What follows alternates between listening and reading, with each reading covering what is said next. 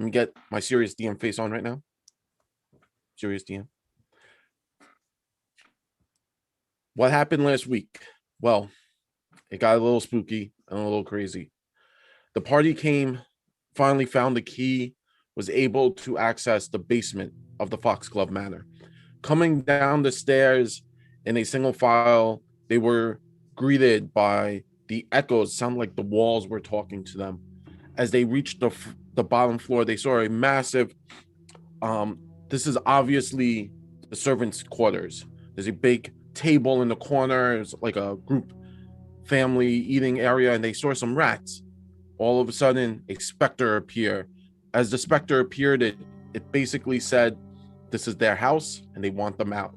The specter then summoned a swarm of rats that started to attack the party. The party then defended against the specter. Finally, in that fight, they were able to find aid with a a halfling who was also stuck down here. The halfling got bonked over the back of the head and came out and aided the party in defeating the specter. It turned out the halfling is part of the group of Pathfinders who seek out knowledge, and they too were looking down here, something about necromancy and lichdom. They were looking for books. The party promised that once they were able to figure out what was going on with their problems, they would come back with the Pathfinder and seek out other information on lichdom. With that being said, as they looked around the room, Nexon was given a wonderful ball of golden string that has magical capabilities. And as the party was calming down, there was a swirl of air and wind rushed through everything. And as Cassandra looked down, her symbol of the Runelord appeared at the bottom of her feet. And that is where we pick up with Cassandra looking down from the ashes of that undead specter. Her symbol, her runic symbol, is now at her feet.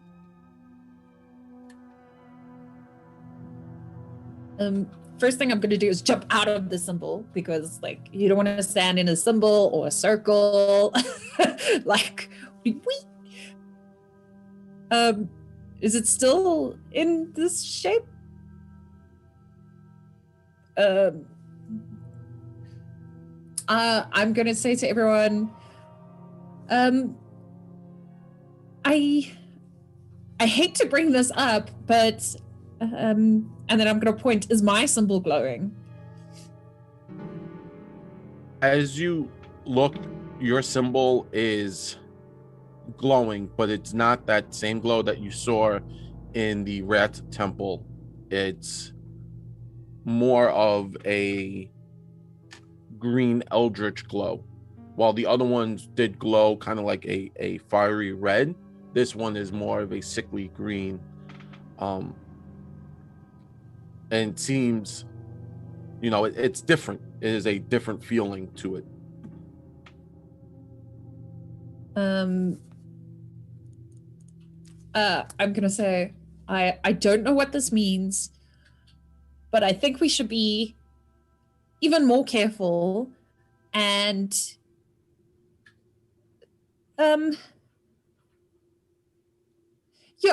let's just be even more careful. And then I'm gonna look at the ash, and then I'm maybe gonna take my foot and be like try and scrub it up. Wait, you didn't summon this? This just happened to you? Yes. I don't know if this is a good idea for you to keep going then. Do you feel okay? I mean, you were in the middle of that thing. Do you feel strange? Do you hear anything? I mean, I feel the same as I felt in the passage. My curse is still showing, right? Okay. I say I know I look bad, but it's I feel okay, maybe a little tired. But maybe maybe the child was trying to help us by getting rid of me and holding me in the painting. I'm really sorry. I mean, I'm a little worried the last time we saw one of these, Crut. I don't want that to happen to you. I'm going to give someone my Rod of Wonder as well, because that I picked up in the temple of where Crut was, and I was like, oh, no, take this. Who's closest to me? I'm going to give it to them. I think that would be Nexon or Ring. Either one would be fairly close to you. Yeah, I'll give it to whoever looks keen to take it, and then I'll say, yeah, I found this in the temple, so maybe it's best if I don't hold that as well. And then I give it Nexon to. will just kind of grab it and look at Rain. Just be like, I can't deal with magic very well. Not that. Yeah, I can hold on to this, and I'll return it to you as soon as we're, out of the clear and you're all good. It sounds fair. Could Nexon and Cassandra give me either a occult or arcana check? Sure. The one that you're trained in would work on these. If anyone else is trained in arcana or occult, you may make that check also. Okay. Oh. Well then. Okay. I see. Ooh, boom, nothing is hidden from the two of you guys. So Nexon, you get this feeling that while the symbol of this runic symbol did appear, none of anyone else's symbol isn't glowing, right? So this might be the house trying to get inside someone's head.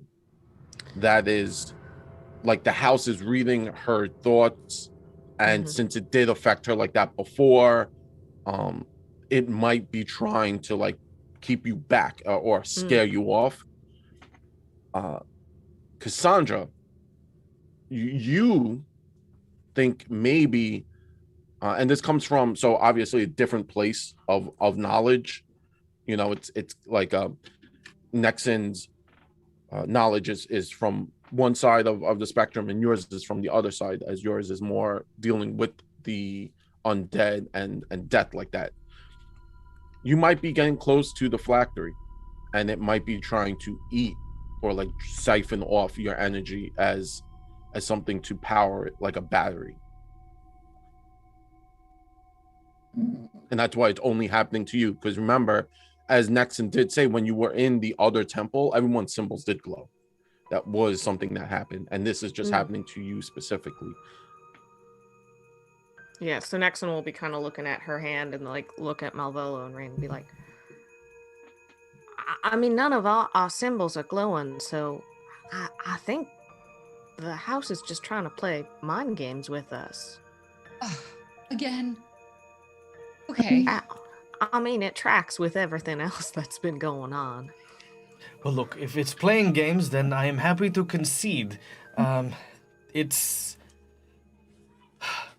what do we do? What can we do in order to try and protect ourselves? If the house is attacking Cassandra, then we need to find a way to at least in some way, shape, or form, use what we have to keep this evil at bay. So I think it might. So there's good news and there's potentially bad news. So the good news is I think we might actually be near the phylactery. Because after what you've said, Nexon, in the temple, everyone glowed. But it just attacked Krut. But here, it's only attacking me, and my curses exaggerated, and it's only exaggerated when I draw on a lot of necromantic energy. So I think the phylactery might be trying to siphon some of my energy. So good news is we're close. Jared, I have a question.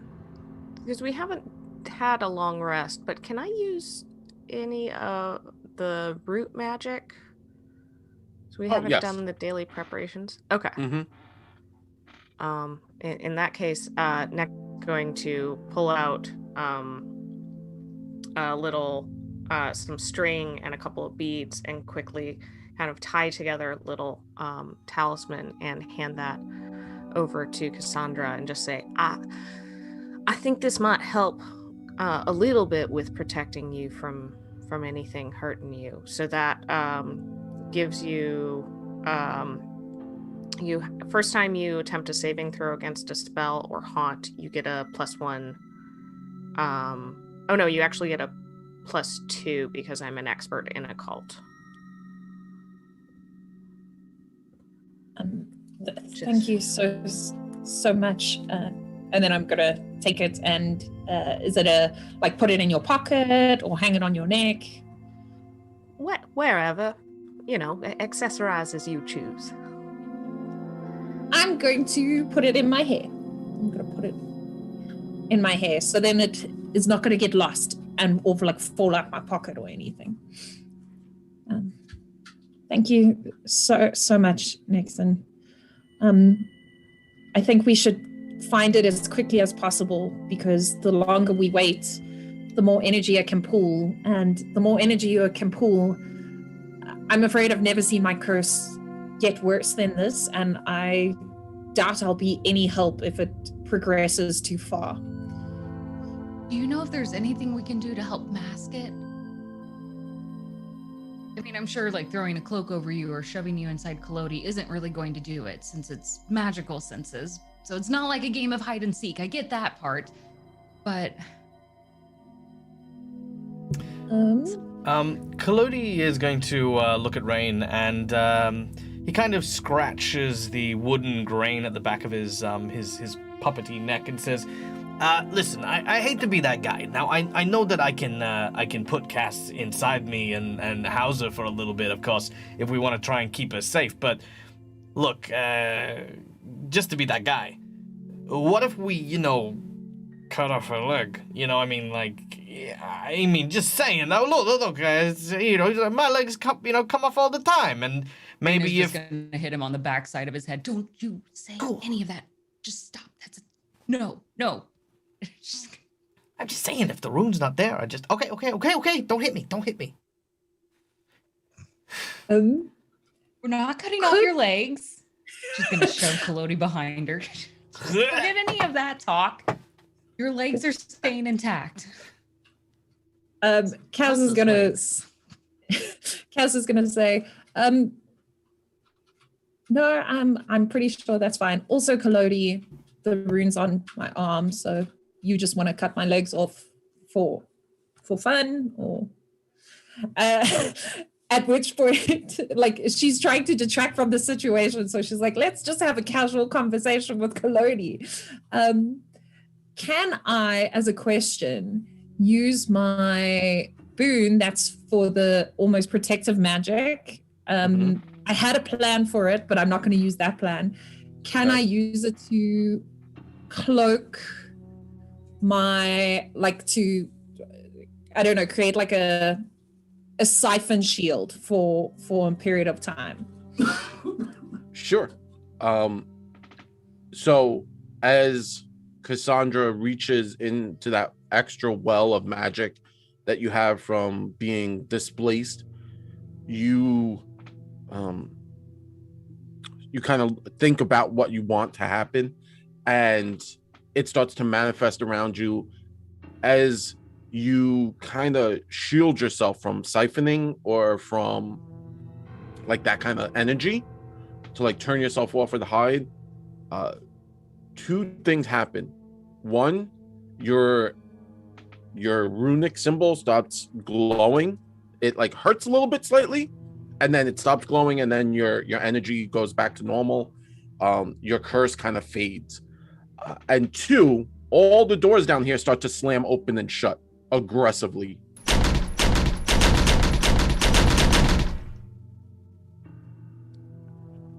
don't think the house liked that.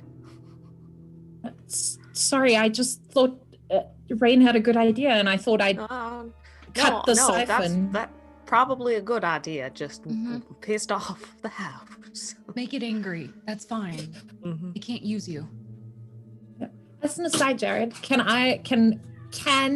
the protection over my curse on my arms look like bone underneath skin? Because one of the bone oracle things is called armor of bones, and I just would like it if my magical siphon protection looked like bones underneath my skin, like a rib cage almost on my arms.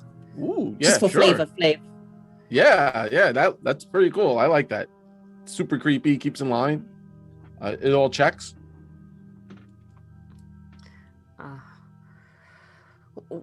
Well, if you think you're good, maybe we should investigate down here and not linger too long. I'm not sure how long it will last, and then I'm gonna squish the ash so it doesn't look like that symbol anymore.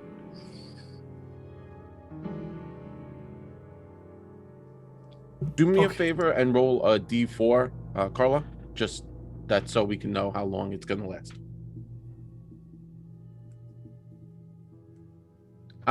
2. 20 minutes.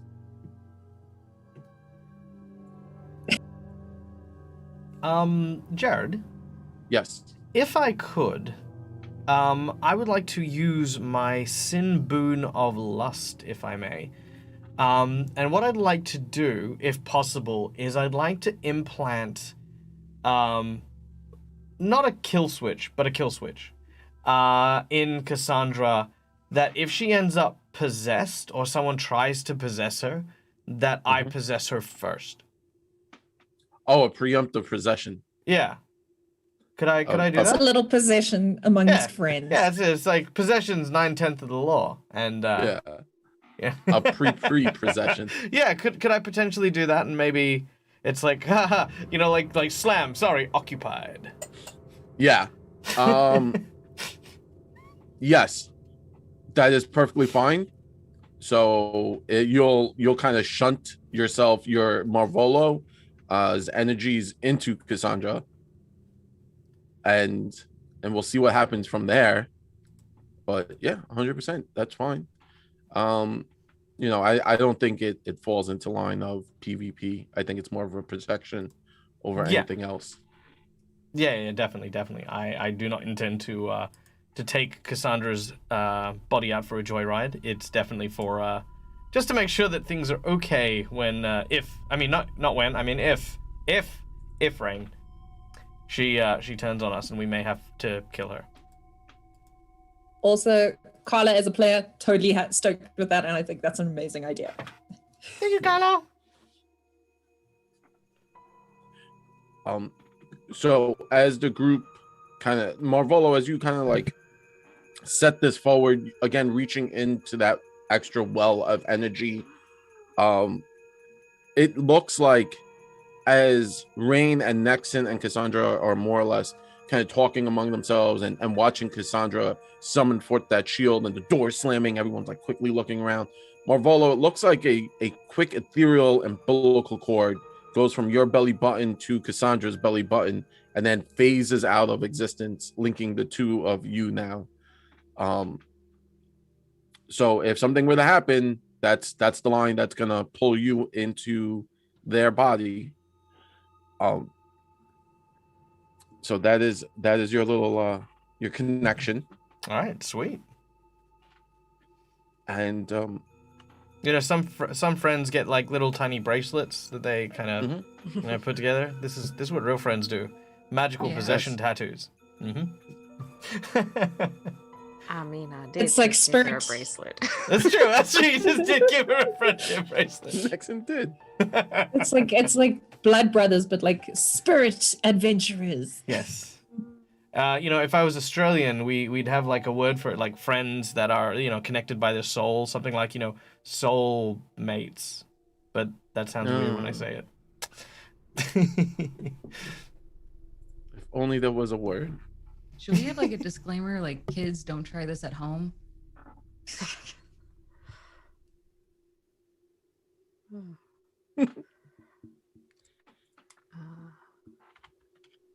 Okay, well, should we get going then? Get this over with so we can get out of here, all of us. I could not agree more. Yes, ideally. All right, Kalodi, you're up. Take the lead. You got it, boss. Don't worry. Kalodi's going to... What were we following? Were we following a noise? I forgot. We got attacked. Yes, as soon as you came down here into this very large chamber, you were assaulted. And then there was the fight. You talked to the adventurer, and then we picked up from that position.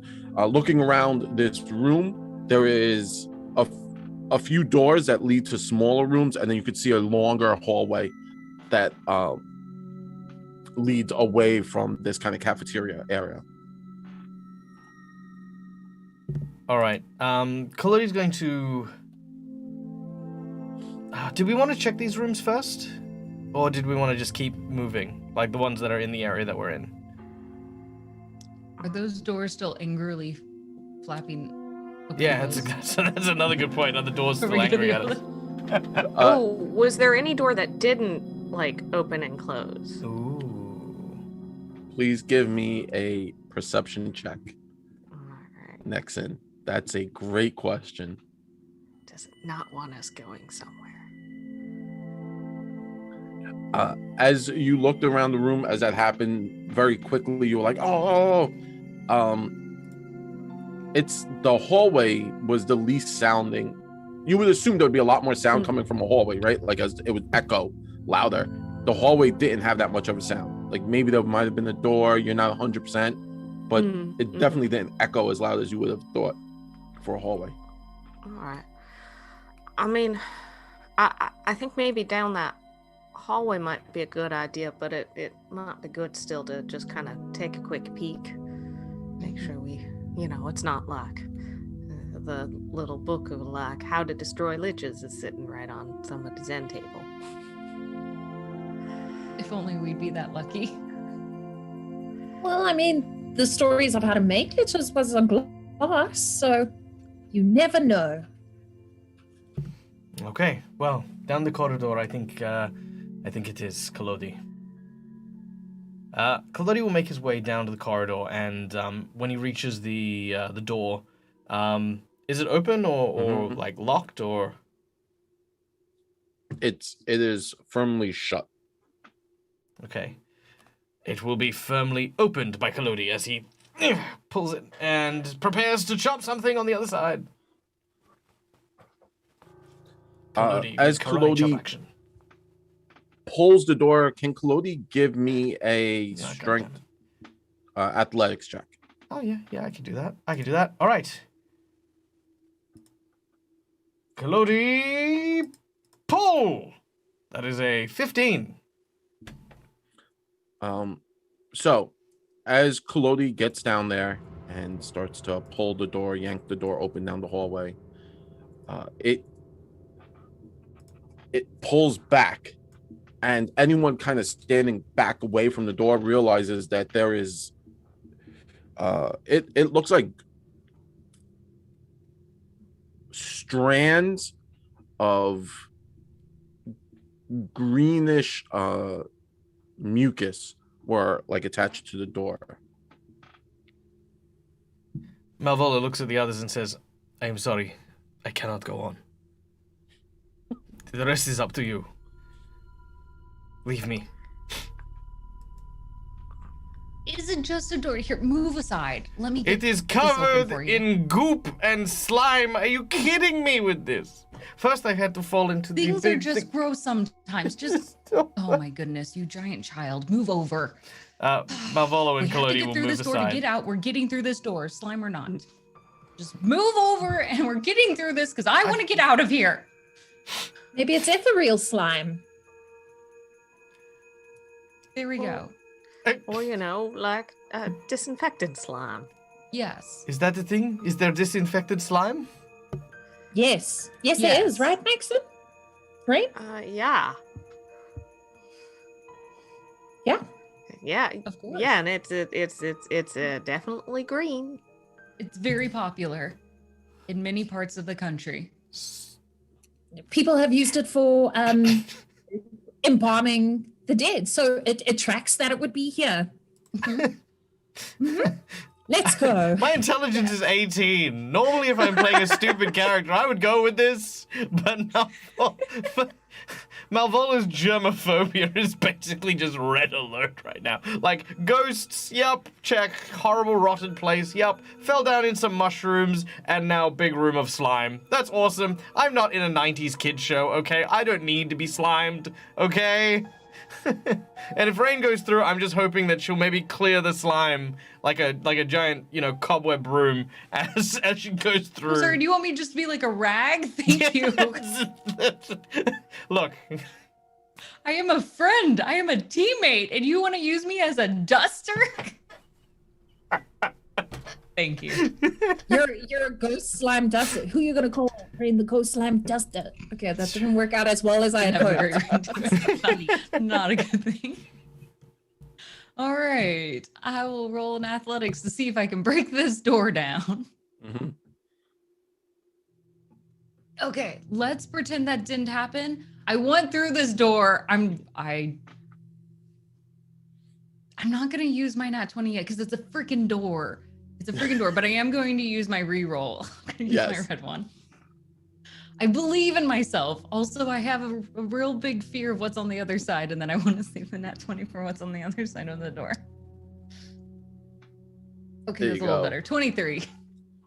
So Rain, in her fury of trying to escape and just wants out, she yanks the door, pulling it open. You see the strands of goop kind of snapping, and it looks like something had glued the door, like it was trying to keep it shut. Is the goo sticky? Yes, it is sticky. I think like the best way to describe it is, and this is probably gonna date myself, the slime from Ghostbusters 2. Remember all that slime? But yeah, like that. Oh, with like the little bubbles in it. Yeah. Yuck. Cool. Malvolo chose the worst time to be wearing white. I am going to rip that door off the hinges, if that's okay. Can I Nice. do that with my strength? Yeah. You could at this point you kind of have control, and Rain just firmly like yanks the door off the hinges, pulling it down. And the strands just snap, and you could see that the door was being held shut by that goo. The hallway itself is not covered in the goo. It just looks like the door was like glued shut, like they were trying to keep it shut, but it was from the inside and not the out. Okay. All right. We've got the door. And she's going to slam it kind of down in the ground as a bit of a bridge through the doorway. So Malvolo doesn't have to get his pretty little white shoes all dirty, and he can walk across the door frame without being concerned. There. Now you can go through, and you don't have to touch the sanitizing goo. Malvolo hangs his head. Thank you, Rain. Yes. It's okay. We understand. It's not fun, but we have to move forward. Mm-hmm. We do not stop. Okay. I need to get out of here. Okay. We can do it. Kalodi, will you take the lead again? Yeah, no, I got this. Yeah. Okay, here we go. Step in line. Just make my way. Oh, yeah, it is kind of unusually warm. Okay. And I'm gonna make my way through the corridor. I'm gonna use the blade on Kalodi's puppet arm to like sort of maybe try and cut any of the strands that are like across the passageway and just sort of cut them loose. Mm-hmm. Yeah, sure. As Kalodi kind of like finishes clearing off the edges of the door for Marvolo, as Claudia understands Marvolo's needs. Claudia passes into this room, and it is a cold room. It seems as if the light from the hallway and the light sources you all carry are dimming, like the further in, even like the red from Claudia's eyes, it looks like the light itself is being pushed away from this dark hallway.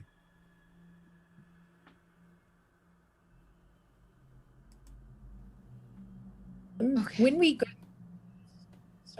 go through the goo, can I like take a cursory glance at like what the goo is? Is it like ghost made, undead made, or just, you know, some random sticky laboratory goo? Sure. So nature, arcane, or occult will work on any of those options. So if anyone is trained in nature, arcane, or occult, you may make a check on the goo if you wish to view the goo.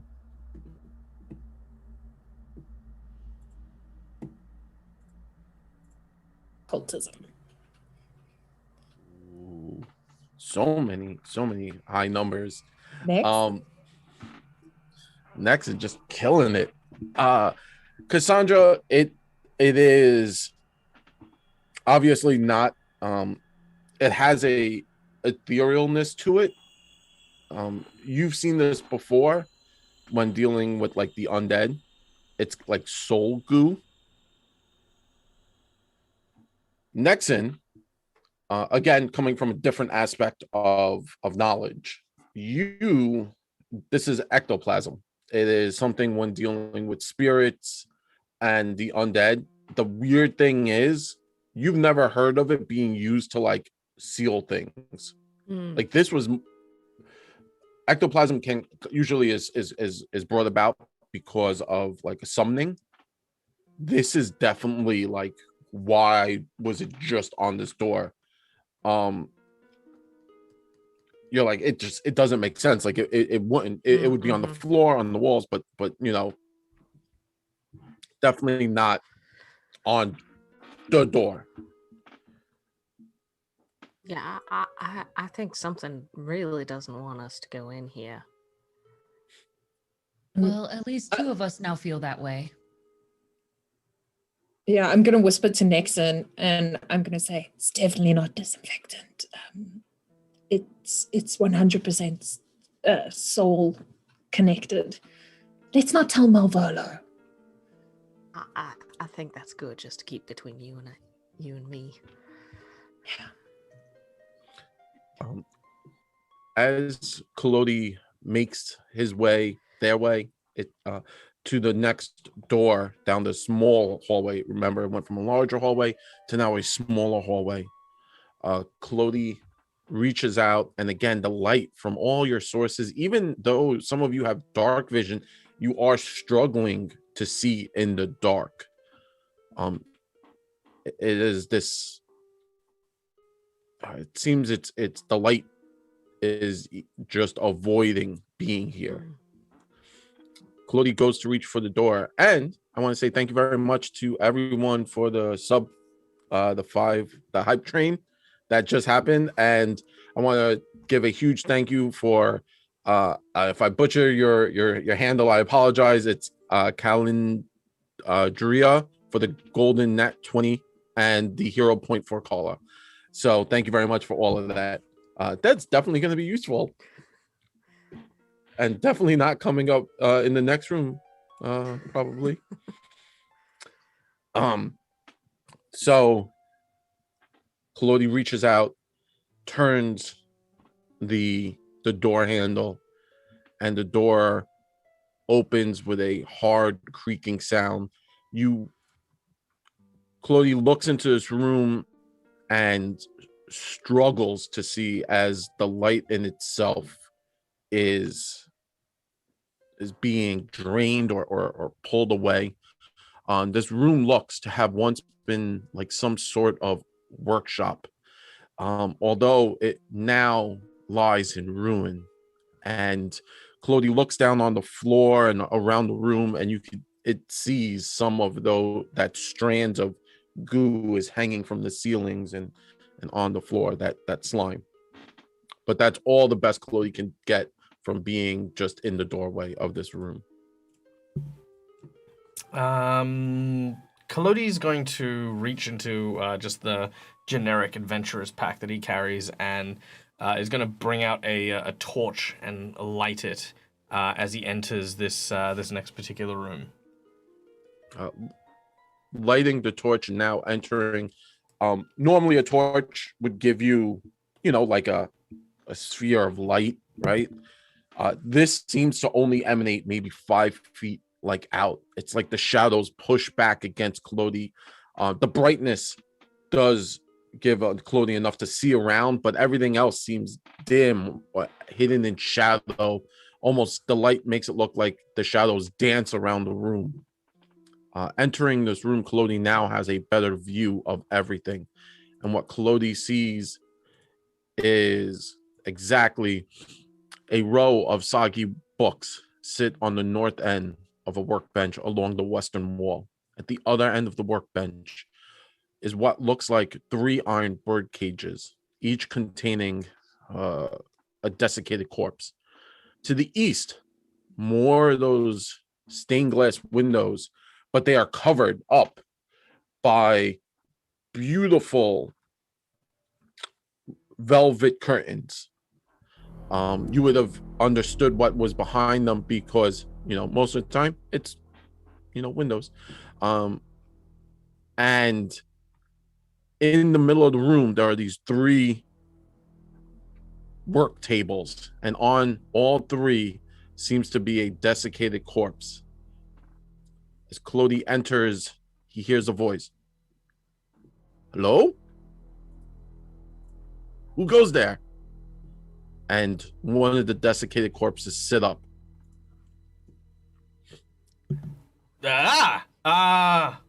Guys, there's this talking corpse. He's asking me who I am. Well, what should I say? Should I lie to him? Maybe somebody else should do the talking. All right, well, come in and hey, you there, guy on the table. No funny business, no moving, or I'm gonna turn you into an undead shish kebab. It pats around on the table, and it says, "One moment. Let me get my eyes." And then it pats around on the table, and it picks up 2 eyes, and it wipes it on its chest and plucks it into its head. And one blinks, and the other one blinks independently of each other, kind of like chameleons. And he's like, "Oh, that's better." And he blinks and he goes, "Sorry, I'm a bit nearsighted. Come closer. Who goes there?" Just a traveling band of adventurers who are looking for the owner of the house. The owner of the house?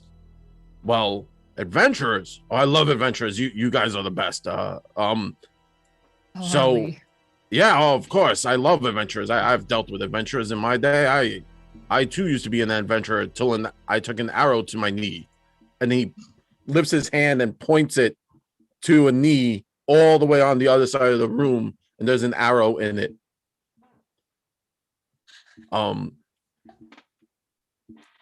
So let me you're looking for the owners of this house. I mean, the Foxgloves? Yes. Those assholes, I hate them.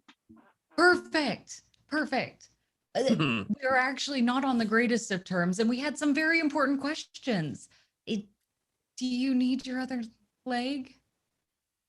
And so he kind of like hops and he does that like on the table, and then he starts to turn, and then you hear a crunch and a snapping sound, and you realize he's just turned the top half of his torso and left the lower half on the table. And he's like, oh, I thought my legs were asleep, and that's weird. That's a new one. So I am the great and all-powerful Vazdul. As you can see, all-powerful. All will bow before me. Don't worry. It's cold down here. Don't worry about bowing. It's a little dirty. But yes. So I was once an adventurer like yourself, and Yes, then you took an arrow to the knee. It's over there. We've been over this, but Don't let's start interrupt with him. let's start with some of the basics. Why are you here in your slightly less than living form? Did you die here? Were you killed somewhere else? Did it have something to do with the arrow? well, I was actually let me tell you, way back in my day. First off, back in my day, people say, "Excuse me." I don't know if that's still the thing happening nowadays, but yes, I was an adventurer, and I was sent out to seek great and exotic materials for the owner of this house, Voral Foxglove. Yes. And he sent me out with my band of adventurers, and we found many strange and exotic goods, brought back books and tomes and relics. He said something about casting a mighty spell of control and containment, and he would bend the fabrics of reality to his will. And you weren't concerned with that? Or, kind sir, were you just working the job? You know, as a good friend of mine said, a job's a job, and well, this was a job. So we were hoped that we would be granted lots of goods and gold, and I would be able to retire on a farm. I love apples. You guys have any apples? Apples are delicious. No? Unfortunately, no. Sorry. Oh, No apples. well, that's a shame. I loved apples. Apples were amazing. You guys Right, still but have your apples? story about wanting to retire, but he didn't? Well, no. Did you? Why do you not lock the foxgloves? Oh my, let me tell you. Okay, well, you got like a few minutes. I tell you right now. I'll give you a laundry list of reasons why I don't like them. First off, they welch on all their deals, right? So I was told, hey, gold and resources, and then 5 minutes later, poisoned apple, and then I wake up on this table and I'm an undead ghoul monster. And then they're doing these look at this place. And then as he does that, he kind of motions around, and everyone looks down. And then now, being in here, you notice that on the floor there are a lot of different arcane symbols like etched into the floor. Yeah, I wake up in here and Voral's over there laughing his ass off. I've defeated the gods. I can control life at whims, blah blah blah. The megalomaniac stuff. Something about figuring out the right codes of lichdom and stuff like that. And I'm like, well, now I'm stuck here as an undead ghoul, and I didn't have any free will, so they're a bunch of assholes. They made me build half this stuff, and the downstairs is even worse than up here. That's a mess down there. We were down there for years digging and stuff. There's a sub basement. Oh, you guys didn't come from that way? No, we came from this door that we just came through. Does the sub basement lead to a well? Yeah, there's tons of freaking water down there, and I had to slog around, and that doesn't do anything for hygiene. I got barnacles on my ass. It's terrible. Can I do a check of some kind to see if he would be happy if I offered to unmake him, or if he would be very offended and then attack us? So you want to politely ask if it's cool to unmake the living creature. Well, he's saying he's hating it, so I'm like, do you want to be like done with this, or? Oh, I Like see. to I be see. murdered again, sir. Would you like do to be you want remurdered? it to be finished? No, guys, someone else murdered him. I'm checking if he'd like that to be permanent. Permanent. You'd like to complete the task. Sure. Would you like a Yes, bit of yeah. murder? Do you want to be really dead? So Cassandra, as you inquire about permanently sending him to the afterlife. So I'm not going to ask him. That's why I was quiet. I'm going to be like looking, trying to see his vibe. Oh, Can I roll something for that or not? That would be an insight. Yeah, you can make a perception check to see to pick up on what he's putting down. Yeah, you could totally do that. Okay, yeah. So that's why I'm not saying anything. I'm just listening to see what's this guy's vibe. Cool, yeah. Let's see. Oh, okay, cool. Yeah, that's that. Wow, you guys are not allowed to roll low today. This is gonna be an amazing day. So you could see that he's probably upset that he's stuck in here. And that he would be more happy to be freed. Whether or not you want to take that as dead free or sent back to the wheel of the afterlife and Phasma and stuff like that. That is up to you, but he does not like being stuck in here. He's upset. You could see he's in shambles and in pieces. Okay. But I can't be you'll be free, and then rando skeleton dude who just talks people's ears off is wandering around. Also, I don't think Rain would be stoked with that. Just forever letting this old man ramble. It could be a good attraction for the theater or for the Rusty Dragon, but I'm not going to suggest that. Come visit our old dead guy who won't stop talking. Getting him to shut up is the magic trick. He's going to be one of those bartenders, just be like, tell me your story, man. Yeah.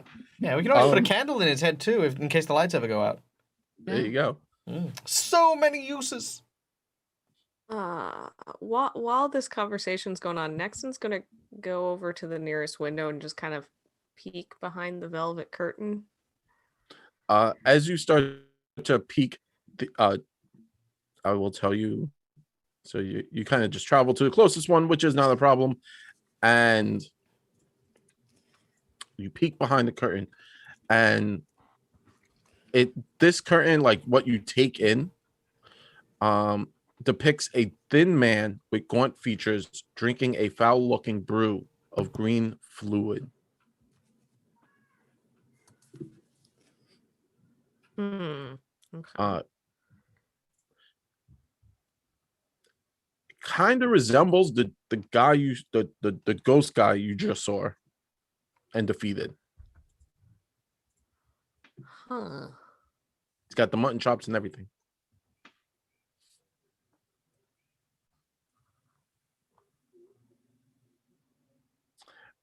So Mutton chops. yeah, the mutton chops are the dead giveaway. So the undead guy on the table looks around and he says,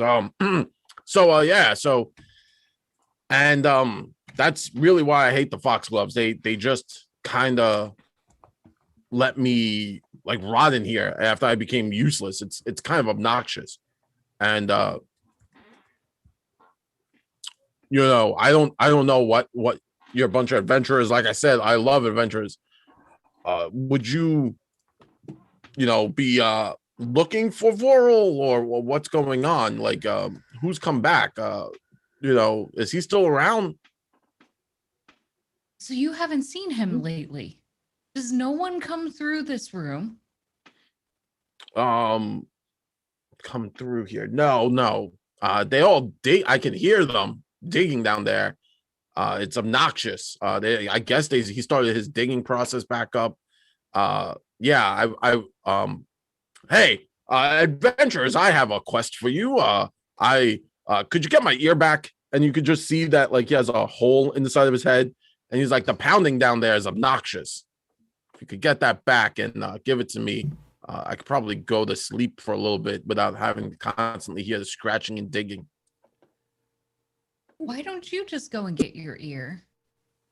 I'm not trying to be rude, but are you stuck here? A little bit, yeah. A little bit. I'm kind of stuck here. I don't Very know. stuck here.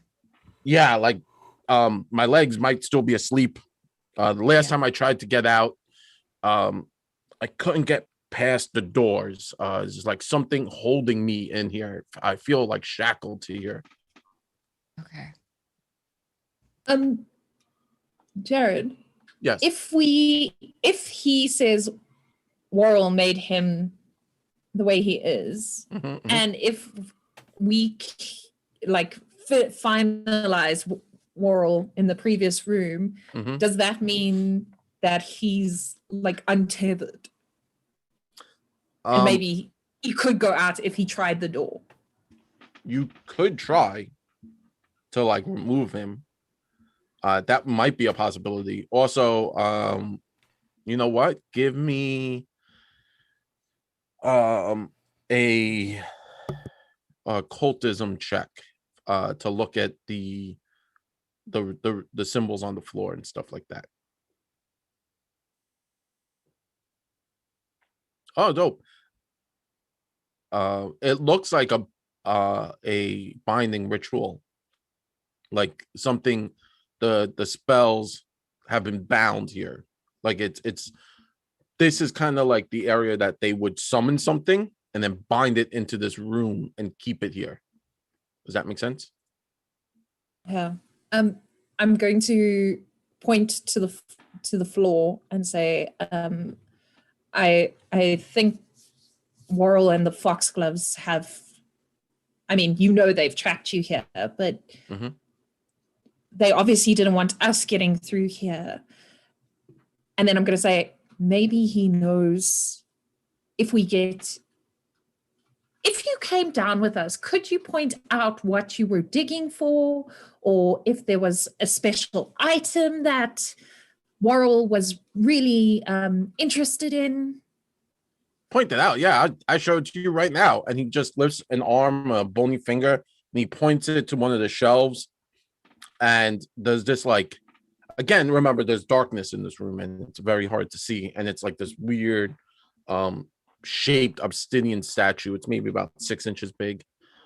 He goes, yeah, that's the thing right there. That stupid thing. It eats shadows or something, or light. It eats light, shadow, light. It just eats light. The thing just gets dark in here for no reason. Why don't we just get rid of it? Rain is going to cautiously walk over to it. So as you walk over, he's like, whoa, there. I wouldn't touch that all that much. Have you tried? Have I tried? Yes. Bad. No bueno. Would you care to expand on that? You've been very talkative. Oh, I'm sorry. Well, here's the problem, right? So you touch that, this place gets real angry. So leave it be. The house gets angry. The screaming and the spooky ghosty spirits show up. And then I'm in a little bit of pain. Like, how can I say this? It feels like someone is stabbing me in my head, but not in my head, because as you can see, there's not much in there. But it's like in my body, like I can feel it, like burning, stabbing in my body.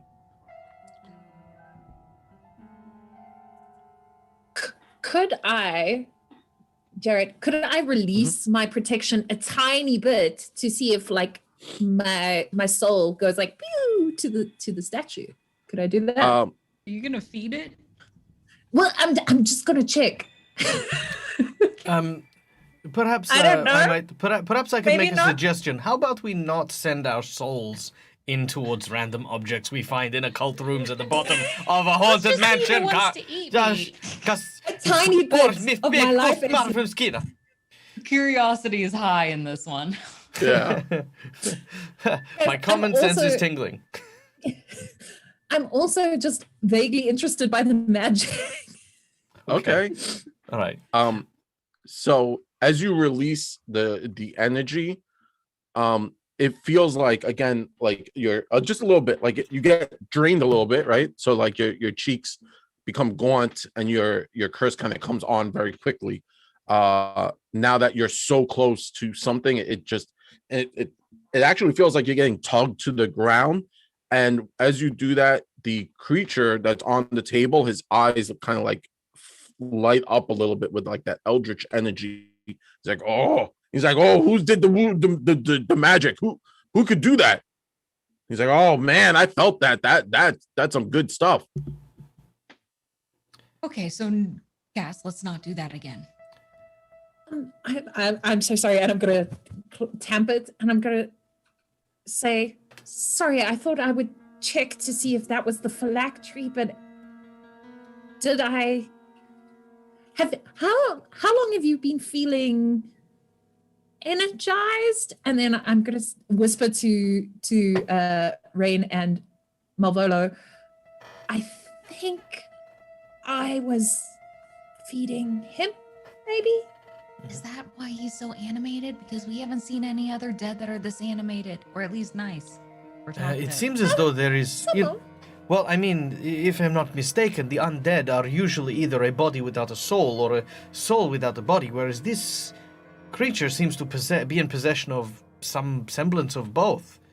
I mean, maybe there's a while Malvolo and Rain and Cassandra's talking, Collodi's gonna walk over to the statue, and as he does so, he's gonna look at it and he's go, so this thing here's got starting all this darkness stuff, and it's something important to the evil thing in the windows and stuff like that, right? Cool. I'm gonna break it with a sword. Yeah, Collodi chop. As Collodi brings his Collodi blade down and it shatters the obsidian statuette, because it's obsidian, it shatters into a bunch of little pieces, and the thing on the floor is like, oh man, what thing? That's awesome. And you could see the shadows now flow, kind of seep off of the little bits and pieces, and they flow into the creature that is on the table, and it now kind of starts to spread its arms and it stretches as if waking up. And he says, well then, oh, you made a huge mistake. And then he points at Cassandra. He says, I like you though, I'll keep you for lunch. And then he flexes and massive shadowy wings come out of his back, and as it was a shadow, this undead creature, it now takes a different form. Not the form that you were expecting. It kind of leaves its body, and now you have to deal with this shadowy beastie that is in this room. It looks more demonic. Its jaw is extended. It crawls out from the body as if the body was a cage, and it stretches and opens its wings, and its wings darken everything. And everyone, please roll initiative. If we survive this, someone remind me to break Collodi's arms. See, I knew we should have perma undead this dude. Yes. I like that perma undead.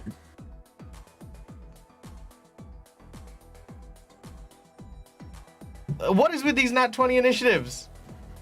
Don't worry, I balanced it with my 2. Thanks, Rain. It's because you spoke it into being, Michael. You were like, why is it so high? That's so bad for us as players. Thanks, Michael. Well, I mean, Thanks a lot for that. you're welcome. Ruining good things. What am I doing? But I just wanted nat 20s on my attacks, and Collodi was just helping, trying. I mean, We were believing what this guy was saying right now, right? We didn't think he Yeah. was lying. No, it seemed like the No. right thing to do to break it, but Yeah. I mean, could be worse. It'd be real worse. I bold. just had to change the little token, and let me just firmly change this creature's name because it was never a undead lord. It was always Invidiak, the shadow. Right. There we That's go. a nice name. That's a nice name. Mm-hmm. Yeah. Nexon, what would you like to do? See, as you stepped away to the curtain, you're the kind of the furthest away, and then this creature just kind of appeared, and you're like, "Well, we're here now." All right. Nope.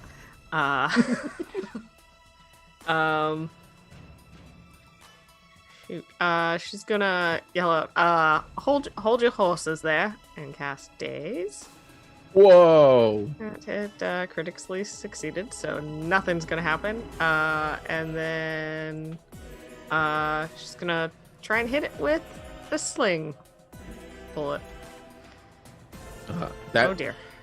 it goes high and loose as you fire it out into this creature.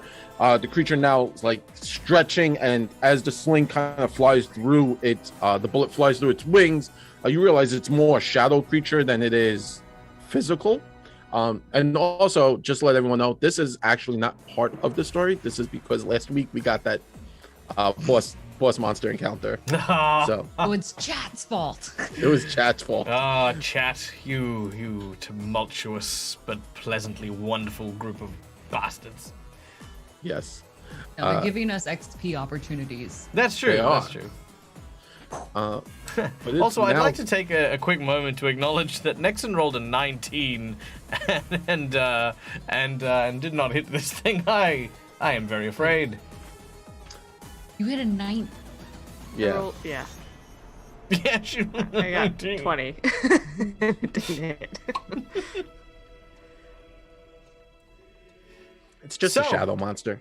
But it is Kalodi's turn. Kalodi, Marvolo, what would the two of you like to do? Run away! Whoa. Okay, now I know he lied about the statue, but perhaps he did not lie about being trapped in this room. What if we leave? Sure. That sounds awful, but everyone, quick, through this door! Leave Kolodi behind, he's already dead. Ah, no, there's another door. I came out of a door and just straight away into another one. That's like it's like those Bugs Bunny cartoons where it's like, I want to escape. Exit. Leave. Damn it. Curse this foyable house. Okay, yeah, so Marvola's gonna do that. Kalodi's gonna try and fight. As he steps forward, he says, "Oh yeah, sure, just let the mechanical man do all the work." Okay, here we go. I'm gonna use my my puppet blade here. I'm gonna stab you. I'm gonna try and use it with. So as Kalodi's arm flicks out, he's gonna activate his buzzsaw ability. So the edges of the Nice. sword start to rotate like a chainsaw, and then he's gonna push another side button to activate the electric blade, so that it's now glowing with blue energy and light. As yeah. That will hit. All right, I hit it. Take this.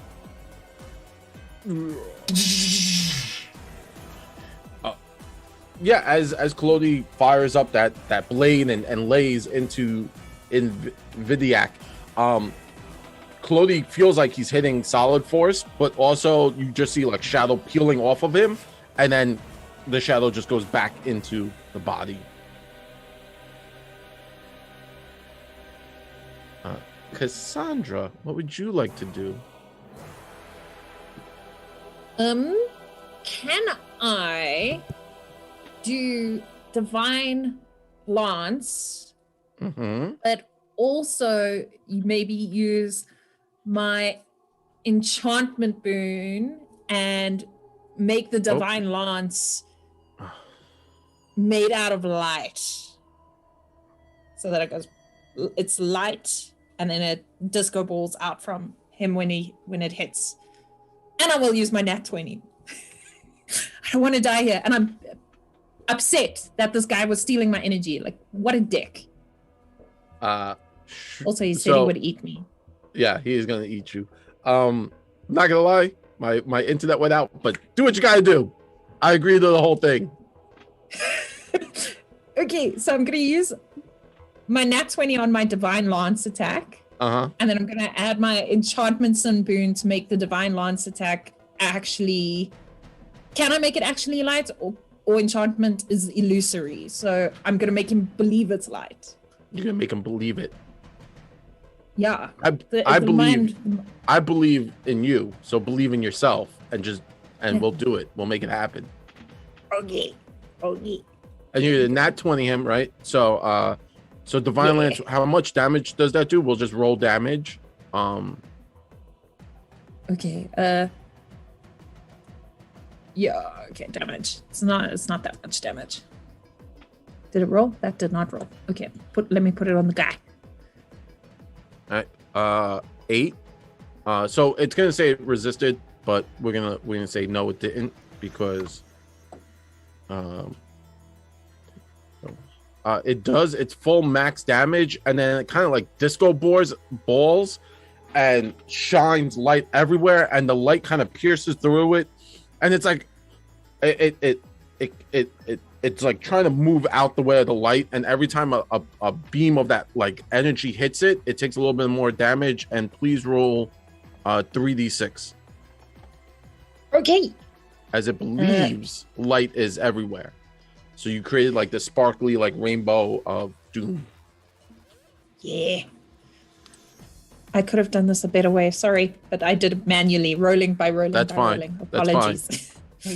So an additional 8 points of damage, as it firmly believes you did the thing. And it hisses and it's trying to avoid, the beams of light. And each one that hits it, and it kind of fizzles back away from the shadow. And then you still have one more action you could do. Do you want to get away from it? I'm going to cast guidance on Rain.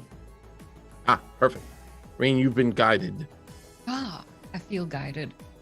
Awesome. And I'm going to shout at him, and I'm going to say, it's rude to take other people's souls. Yes. So the creature sees Cassandra firing that energy, and it kind of like avoiding, makes eye contact, and its eyes flare with that same eldritch energy. And Cassandra, your eyes start to flare, and then it stops. And Marvolo, as you were running into the other room, it now feels as if energy is trying to be absorbed into you. And the creature is now going to try to possess Cassandra, which is secretly trying to possess Marvolo, as he made that pact link.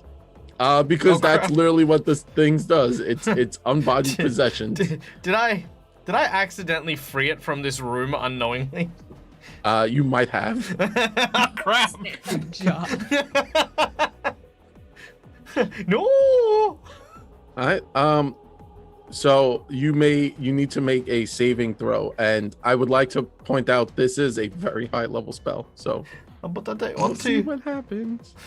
All right, here we go. Will save. All right, Malvolo.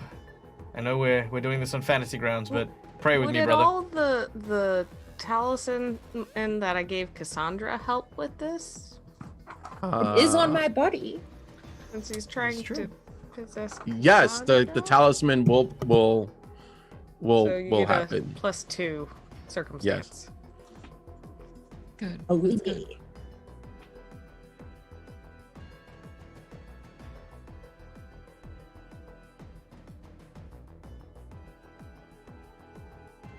All right. Make that check. I don't want See to. what happens. No! I'm going to burn my hero point. I'm going to burn my hero point. I'm not taking a 5. I'm not taking a 5. It's not happening. It's not happening. Yes! Take that, Fantasy Grounds gods. +2. Thanks to Nixon. 32. There you go. 32. 33. Excellent. 33. 33, because I can math. If I fail, still, I swear.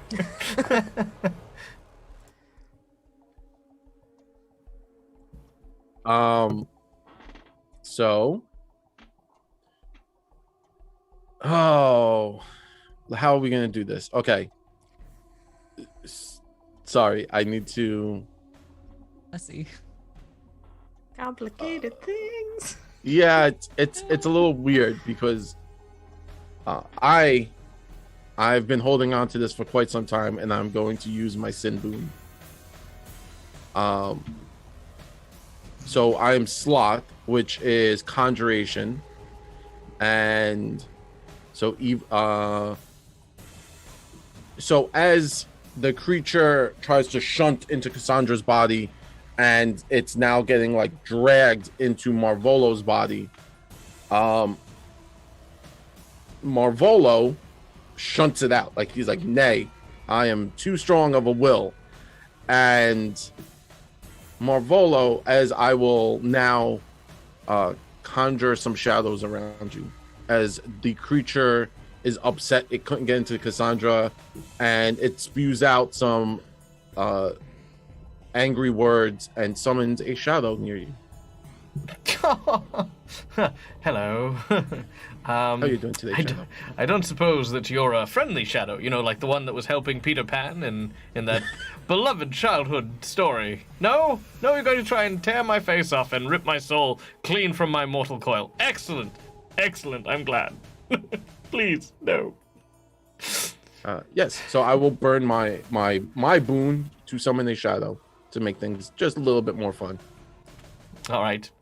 And thank you, chat, for giving Jared that boon. Thank you very much. I greatly appreciate everyone. it.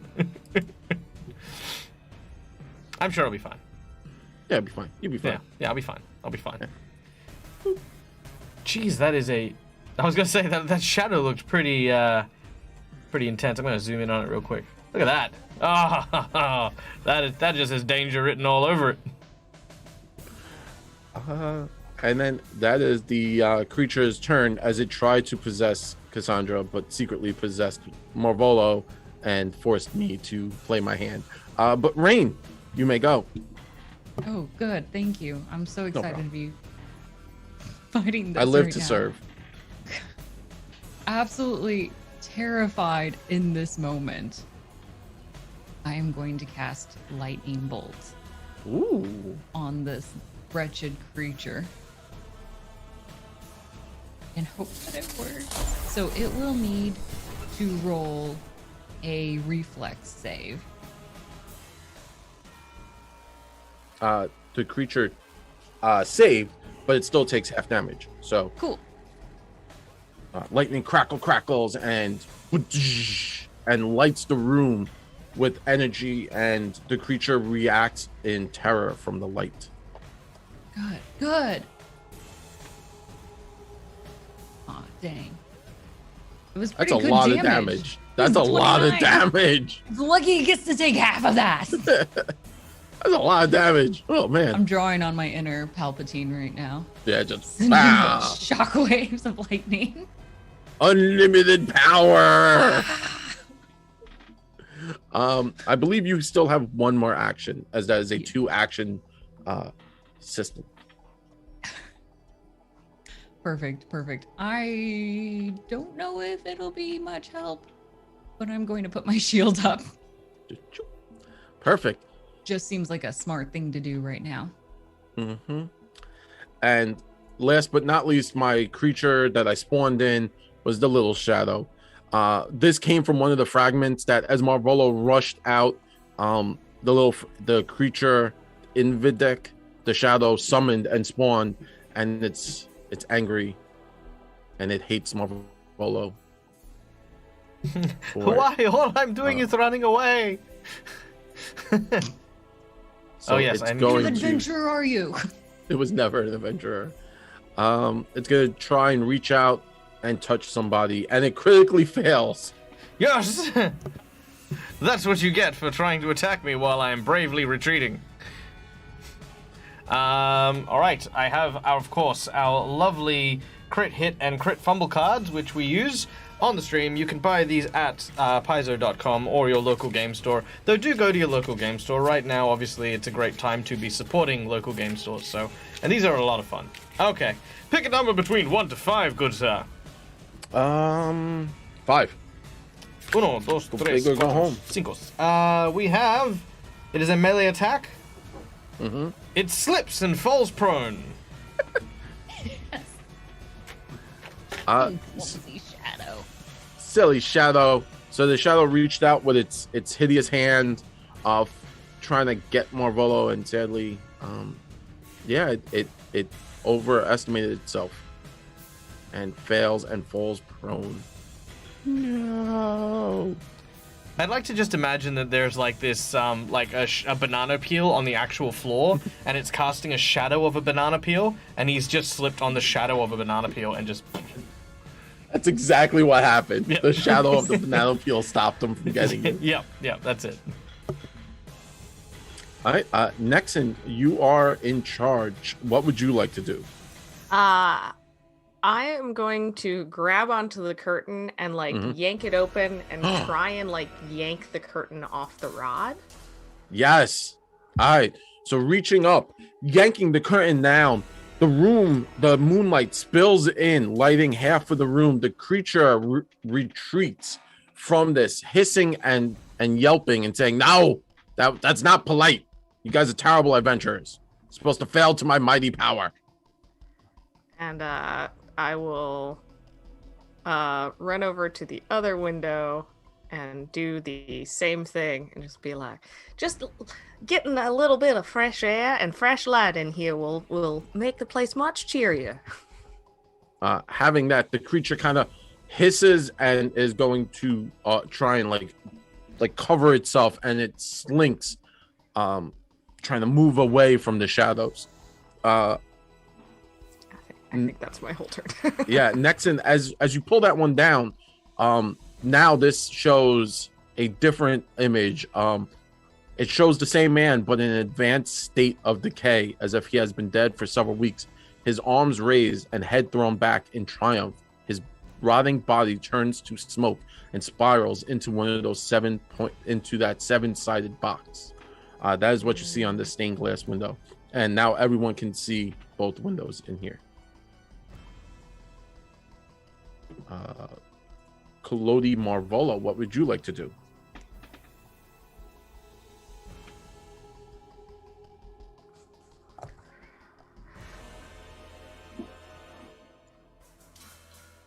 Hopefully Someone survives. cast silence. God dang, tiny wizards, stop casting silence on me. Tiniest wizards. Tiniest wizards. I can never catch him. Is he within so he's retreated? Is he still within line of sight from Collodi? Yeah. All right, so Collodi is still gonna basically chop him. Is he kind of hiding under that table that's there? He's he's more or less shrinking in size. So okay. He's trying to just ball up all the shadow it can around him. Okay, so what I want to do is, as I'm attacking him, I want to kind of, because he's partially not there, so I want to kind of try and cut not only him but through the table as well, just to give him nothing to hide behind. So I'm trying to plan. Destroy as much of the room as possible. Make your attacks. Hell yeah! All right, here we go. Puppet blade attack number 1. Okay, that will hit. Perfect. Nice. And puppet blade attack number 2. That one is a little weaker. So after the first swing, it collides with the table, and you kind of get that soaring action, and you cut through the table. Table collapses as it's fairly rotten, right?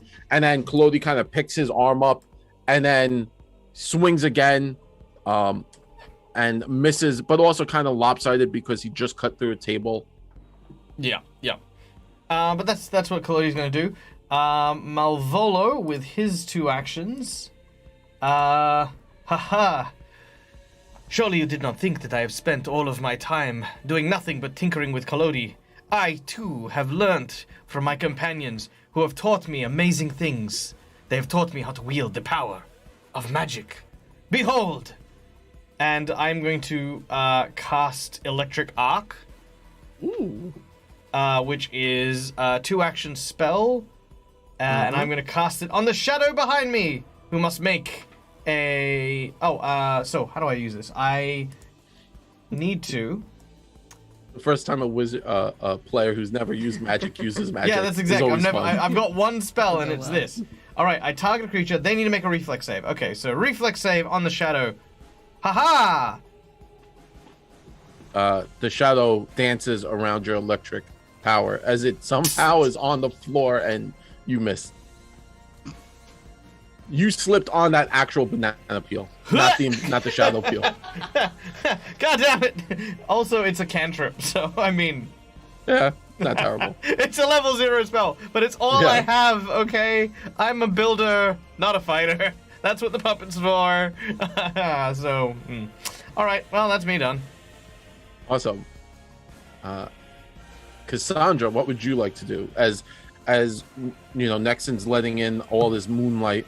The shadow itself is you know, in terror. It just tried to possess you. What would you like to do? So I realized that I had put some of the wrong spells, but I hadn't cast any of them. So there were ones I can't cast. Okay. Because my fantasy grounds, I don't have access to all of them. So I would like to walk up to the shadow, touch it, and cast Vampiric Touch. But unfortunately, I don't have it on my sheet. So what it does, because this is something I can actually cast, not what I put on my sheet, is your touch leeches the lifeblood out of a target to empower yourself. You deal 6d6 negative damage to the target, and then I gain temporary hit points. So they need to make a basic fortitude save. And then I'm going to whisper to it in Necro, and I'm going to say, you made my friends afraid of me. Now you'll know what it feels like to have your soul, to have part of your essence taken. And I'm going to try and pull some life force from him. I see. This is going to be... Because he tried to possess me. What a dick. Yeah, that's dick move. Basic fortitude save, not a problem.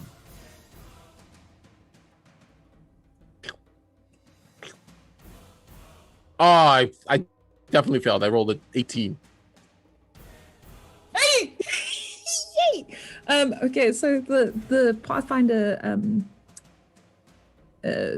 Archives of Nevis that I'm on, Nevis, says so it's 66 negative damage. Oof. Okay, and then I right click on and then I say, okay, there's a 5, so I'm gonna do the 5, and then I'll add 1. And then 1 more. Boop. Yeah, and in a very low voice in Necro, I'm gonna be like, you don't want to, these are the only friends I have. That's not what I say. I'm saying this as a character. And then to them, I'm like, you made my friend afraid of me. You should have been afraid. And then I'm going to just pull it out.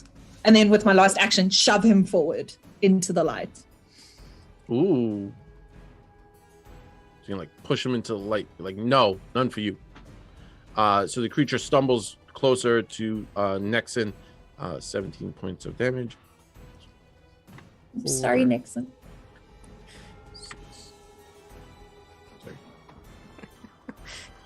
So you push him a little further. The creature hisses as it goes into light, and it's the creature's turn. The creature, upset, flies into the air, heading to the ceiling, and it's going to like dive away from everyone and head towards the back of the room where there is less shadow. And it turns and says, none of you are worth my effort. And then it's going to shadow blast Cassandra, Collodi, and Rain, as it is a ranged attack. So how do I do this? Hey. Did that not work? It did not work.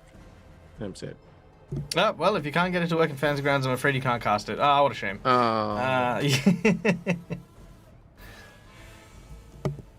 These are the rules. We don't make them up. Yeah, clearly. Yeah.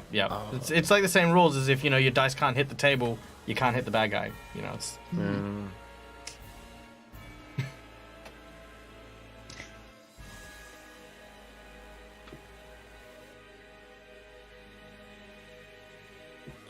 Collodi critically succeeded. Haha. Cassandra critically succeeded. Oh no. Come on, Rain. And Rain critically succeeded. Yes! Dang. Friendship. Rude. We all Rude. make it together. Yay. Yeah, that's all it can do on its turn. I thought that would work way better. Did not. But it is Rain's go. Perfect. All right. We're going to try something. Using Titan Wrestler, I am going to try to grapple our shadowy beast. I don't know. Can you grapple a shadow? Let's see. I would like to try. It's a bit incorporeal, so maybe you could give it a go. I'm just very frustrated and I don't like this distance. So we're going to go for it. We're going to roll athletics. Oh, it's a 20. 20 versus its check. It's so you're having a hard time grabbing it as you're grabbing a lot of shadow. You're just like, Just trying. I'm upset and this is not working and I don't want anything to happen to Cass. I don't want it to try to take over it. So I would like to use my yes. Yeah, no, let's use it. Let's use our hero, not our hero point, our rune. I'm going to use it. Wrath. I'm going to use my Wrath rune. I want this thing dead. I am scared. I am angry. I can't grapple it. I can't touch it. If you can't touch it, how are you supposed to kill it? I don't understand. So the sin of wrath is focused on the mastery of raw destructive magic. What would you like to do? I want to just, I know lightning wasn't effective before. What else can I do besides lightning? You know what? Let's just try fire. Let's try fire. I see you're taking the Nexan approach to magic. Yes, I like it. Just burn it all. Just burn it all down. I'm kind of of sorts doing like an advanced version of my nice little produce flame. But instead of like these nice little cute fireballs in my hand, like my whole arms turn on fire. And I'm just, when I'm trying to grapple it in this case, I'm just swinging my arms back and forth, angry. Like, I just need you to go away. Being filled with that rage and wrath, your arms explode into flames, and you kind of reach out and try to drag this creature back into the light. Please make a magic. Roll d20. We'll figure it out from there. Oh, no. Okay, I've spent my sin boon. I'm all in on this. I'm spending my golden hero point. That is a nat 20. Forget that too. Okay. I want this to work. All right. So reaching out and grabbing it and placing your arms into this creature, you're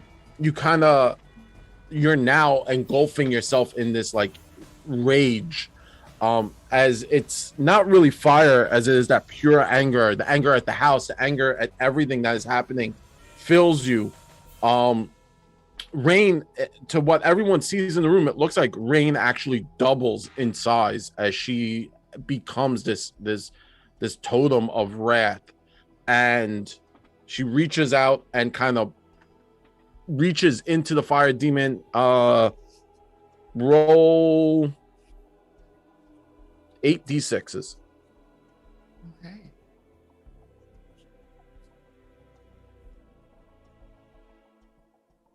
I'm gonna do it Carla's way and roll them one at a time. That's fine. For the people in the audience who have been asking about Fantasy Grounds and how to use it, if you hold down left click on the dice and then right click on it, it will multiply it to the amount that you require. Listen, it's been real exciting to watch these 5s and 6s pop up one at a time. Don't take this from me. Look, I'm not telling it for you. I'm clearly explaining it to the audience. Just Right, you know. right. Yeah. I was wondering about that. Thank you. Okay, so math. So reaching out, you grab this creature, and with a bellow that shakes the room and rattles the windows, Rain tears the shadow in half and rips it. And as she's doing it, the creature calls out in pain as Rain just tears this creature in half, letting all that rage of the house flow through her. And the creature kind of falls to the floor as like 2 sheets of paper, being caught by the wind, and it melts into the floor. As it does,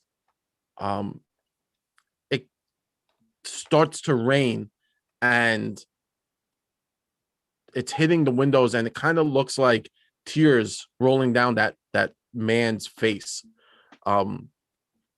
in the stained glass window. But you have torn this creature asunder, Rain. The wrath leaves your body, and you no longer feel that, and you shrink back down to normal size. Feeling that rage leave, Rain just feels so empty.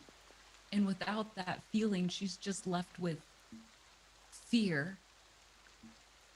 And if anything, just scared of herself. She hates this place. She hates what it's making her do. And she hates that she had to essentially kill this old man who was ever so kind to them beforehand, turned him into a monster, defiled his memory, and is torturing us.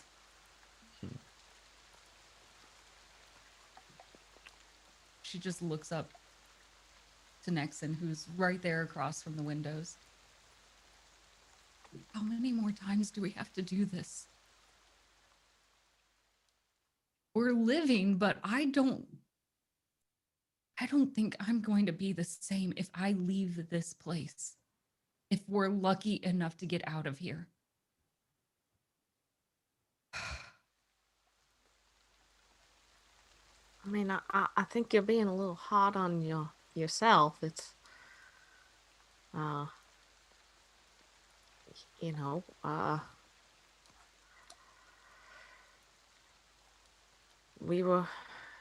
we're here, and you're not the one making these folks, turn. But we're dealing with it. We have to pick up each and every one of those messes, and that changes you. He shouldn't have been like that, but because of what someone else has done, we have to go through that wretched process of destroying them. Sure, it's of sorts saving them, but it destroys them. And I have never gotten that angry before. I didn't know that I could do that.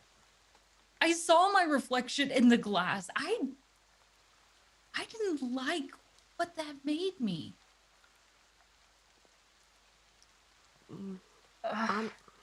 Maybe that's the difference between you and the fellow we're after. You didn't like that, and I think as long as you hold on to that, you're still gonna be you. Right. I think at some point we all have to do stuff we don't like. No, you're right. This is a good test. It's a good challenge. We want to say that we're here to save people, that we want to be good.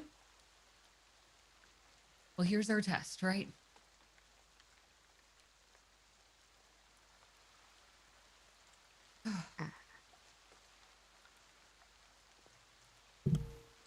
wish it could have been any other way. But at least we're together. Cassandra, are you feeling okay? Do I feel better? Yeah. Do I feel the tug? No. Much. I think he was pulling it from me. So I feel much better. Kalodi, and then turn to Kalodi. I feel fine. As Kalodi says this from behind. Oh my God, the shadow! It's got my leg! Ah! Oh my God! Why is no one coming to help me? We're just over here having a heartfelt conversation as Malvolo is slowly dying. Meanwhile, Kalodi's... Malvolo's screaming in it's the got my shoe! distance. It's got my shoe! Do you know how expensive those shoes are? That's what you get for running away. If you run away, we don't know what's happening to you. I am 5 foot from the door. I can see you, Cassandra. Help me! Why are you just laughing? Ironically, as it is the shadow's turn, the shadow, having been summoned by the entity in the other room, does decide that it's better off not being part of this plane of existence, and chooses to actually. I was gonna make it leave, but there was a lot of emotions there, and I was gonna not interrupt. I thought it was just forgotten. I was like, oh, that's really interesting. No, this is amazing. I'm glad that there's a lot of growth happening here. I am dying very slowly because my little lightning spark plug thing is not working. So the shadow does choose to abandon its post, and having been summoned, if the summoner is no longer there, it leaves as per the summoning rules. So you guys have conquered the boss battle through the use of friendship and firearms. Yeah. Yay! Teamwork! 2 things that every D&D group needs. Friendship and firearms. Mm-hmm. Malvolo will come in, sort of hopping on one leg as one of his shoes is missing. And we'll say, I presume we won. I think survive is a better way of putting that, but sure. Yes. There was a, you know what? Never mind. That's not important.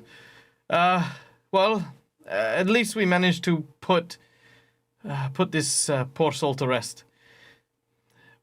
I think, if I may, we've probably made enough noise that anything in this sub-basement that he mentioned below has probably heard us. Is everyone all right? Do we need to rest, recuperate? Jared, sorry, just as a question, did I know that? Could I sense that the possession was deflected? Yes. And where- you did feel that, like, its eyes glowed, and then it looked like your eyes were gonna, like, it was trying to jump into you, and then it felt like a rush of wind went past you and then behind you. Okay, I'm just gonna look at him and at Malvolo and Kalodi. Just look at them like, while he's talking. Yes. Well, I guess no one needs to take a break or have a rest or reconsider life choices. No. Cassandra for the next minute looks relatively healthy because I also got temporary HP for 1 minute of 10 points, which for Cassandra is a lot. I mean, I don't particularly want to spend the night sleeping here, so. Okay. Well, let me see what I can do about at least some of these wounds. Kalodi, you come here as well. I'm going to take 10 on my medicine check to get a score of 23, and that will treat wounds for 17 damage to Nice. Nexon and Malvolo. Oh, yeah. Should get you guys all to 0. Full hit points. Would anyone like to search the room? That does take about 10 minutes. So you guys have about 10 minutes of free time. Search through the room, search through the books, anything that's in here. On the window where does it Mhm. look like that 7-pointed star box was Worrell's phylactery? Because the shadow looked like it was his soul going into.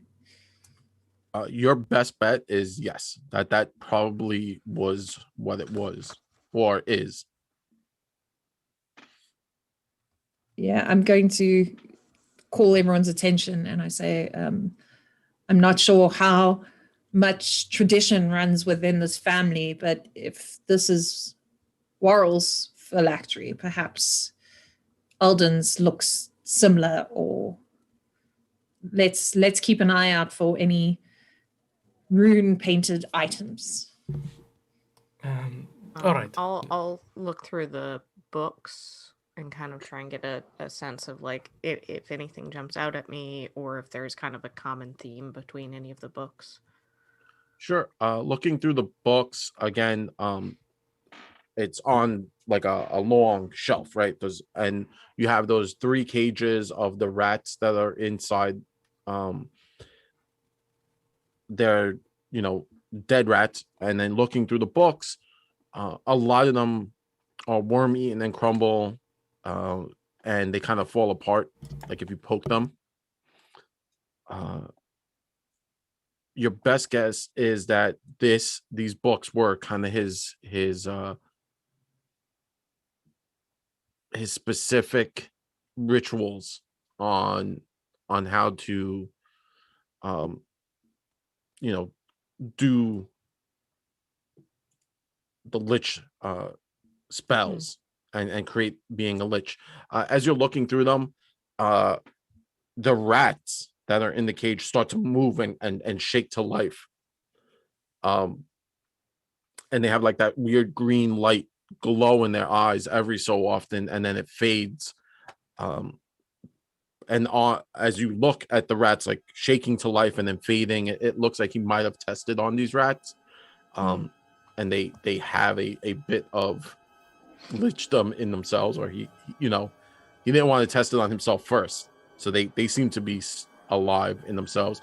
All the cages do have a name on them, which is weird. Like they were and they're made out of silver, so they're fairly expensive. The name on each cage is Pugs Contraptions and then -Magnamar.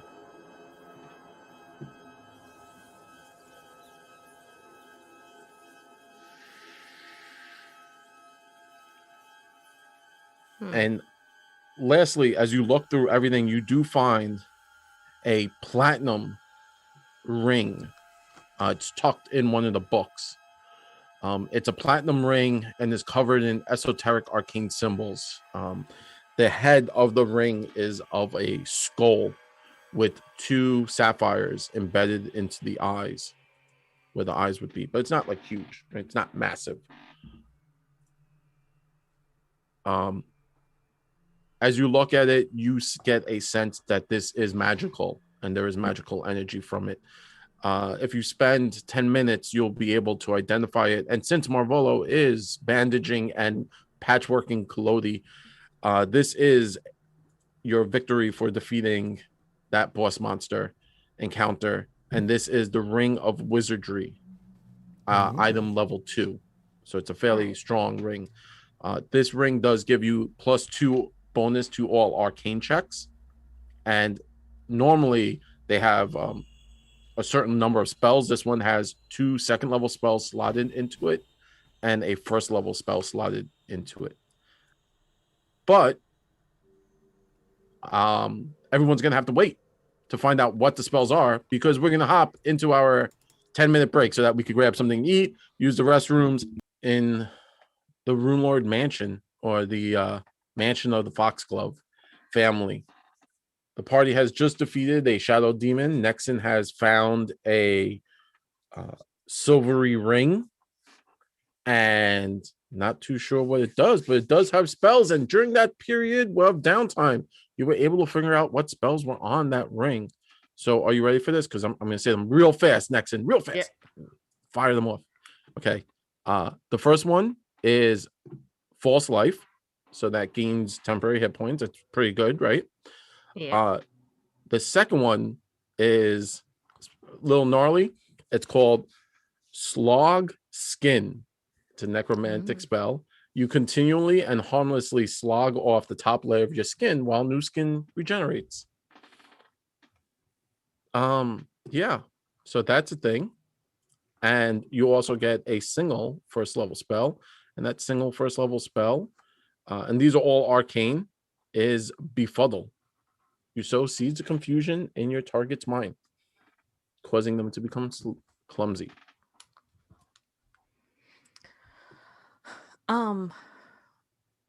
Cassandra, do you want this ring? It kind of goes with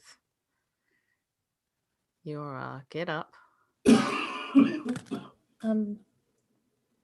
I'm gonna take it, and then I imagine you can transfer what the knowledge of what it is. Yeah. I hope you told me secretly about slog skin. And it didn't just like be like your skin will fall off and come back next to rain. I'm gonna say thank you very much. I think I'm also okay to take the rod back now, or if you'd like to still. Sure. No, it's yours. If you feel good about taking it back, and I'll hand it back. Thank you so much. And then I'm going to look at the ring and go to put it on my finger, and then I'm gonna. Can I still cast it if I put it in my hair? I don't want it on my skin.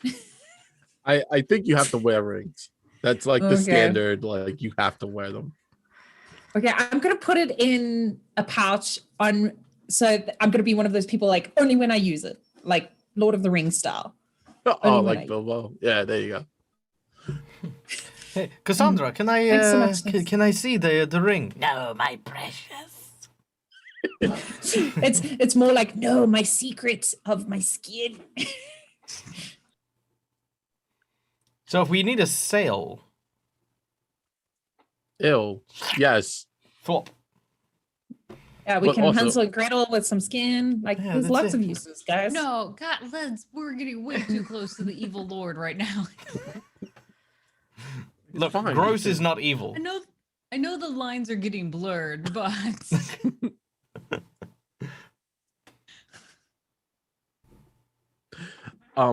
So after spending that 10 minutes, the party follows Marvolo, passing through a number of doors, heading out the way. Is it like the corridor of doors I mentioned? So it's like, Yeah. damn it, Yeah. damn it. You literally go through one door, then there's literally another door right after there. You go through that secondary door following Kalodi. As you go through the second door, these go down a few flights of steps, and this looks like it might have been a wine cellar of sorts, but now piles of broken stone, dirt, and a few ruined pickaxes line the edges of this room.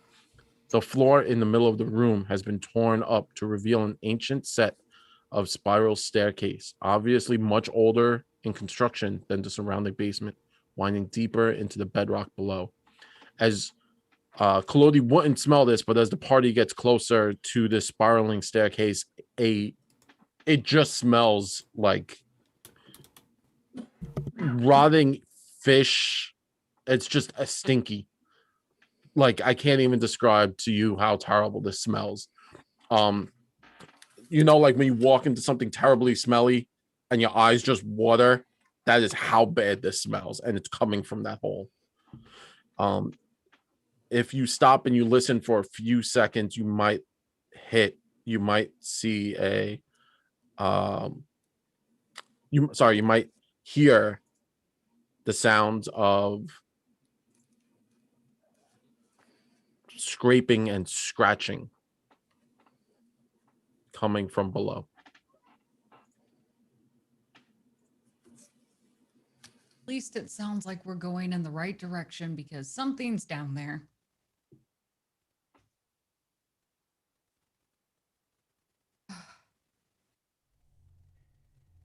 Who wants to go first?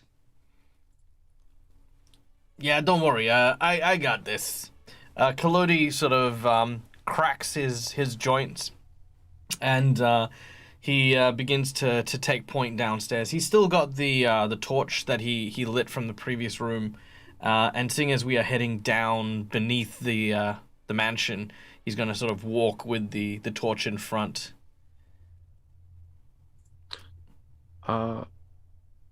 Kalodi starts to go down the steps, heading deeper and deeper into the stinkiness. The rest of the party follows, correct? Mm-hmm. I'm just gonna maybe suggest that maybe Rain should stay behind us if we're getting closer to Alden. Perhaps you should stay behind us.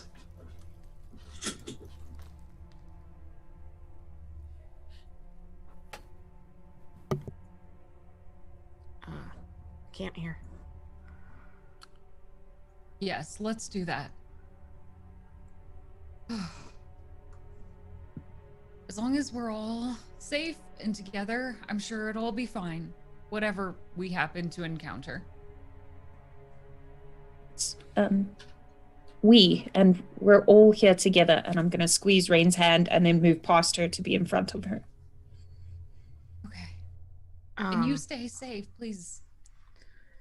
I'll follow behind Rain just to keep an eye on what if anything's behind us. Nice sandwich. this big moose sandwiched by a halfling. Feels very protected. She's got her halfling bodyguards. Yeah. They're very intimidating. I'd be terrified. Mm-hmm.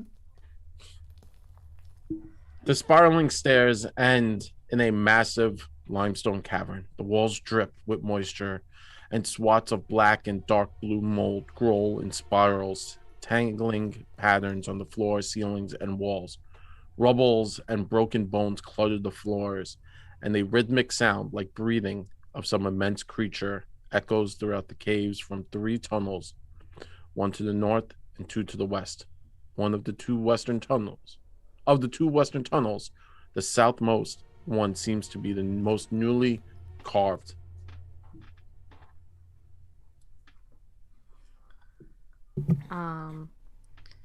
Looking around, does there seem to be any like footprints or sign somebody else has been down here recently?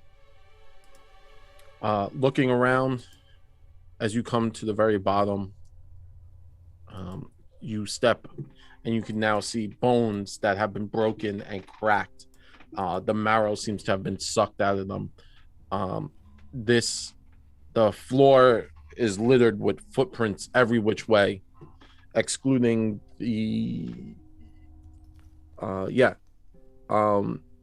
excluding to the right side cavern. So the way this would look is you come downstairs, and then it kind of looks like a hand of stuff being carved out, and the pinky finger, there looks like there was like a few footprints and then nothing in a while. There appears to be something untoward happening to the bodies here. But I would also recommend we take caution. These kind of tunnels are perfect for traps and the like, and if Alden is sequestering himself beneath the mansion, then he is likely set up more than a few deadly things in the way, including probably more of those undead creatures we saw at Growl's farm.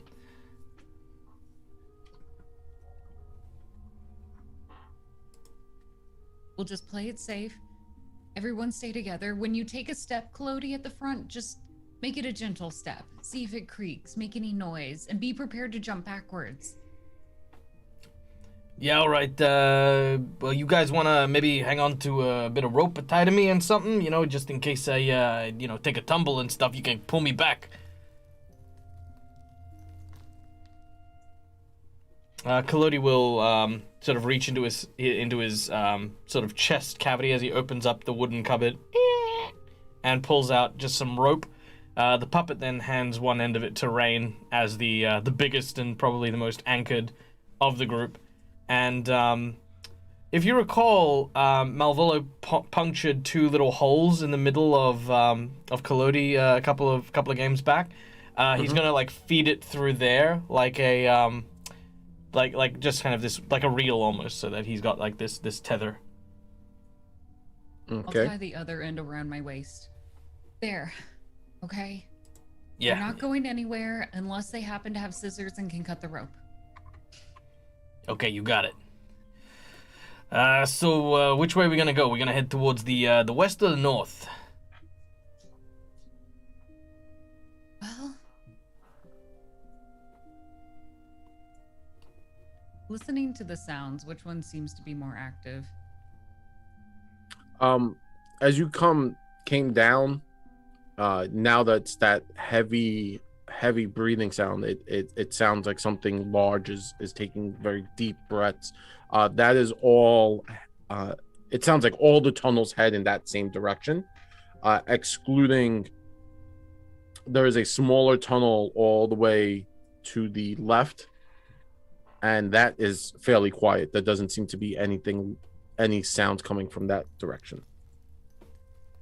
Well, I guess if we want to be thorough, we can check the quiet ones first, and hopefully we won't find anything there, but just to be sure. Yes, no, I like this idea. So, Kalodi, head down to the south, and again, be careful. Yeah, no, don't worry, I got this. All right, I'm gonna go this way. Stay close, okay? Not entirely sure what to find. Kalodi's gonna move through this corridor to the south, and as he moves, he's going to obviously check for traps. He's going to be doing so by using kind of the tip of his foot, kind of feeling around on the ground, maybe using his hand to touch the walls to see if there's anything. Every 5 or 10 feet. Okay. Checking and feeling the walls, it's cool to the touch. As you move deeper and deeper,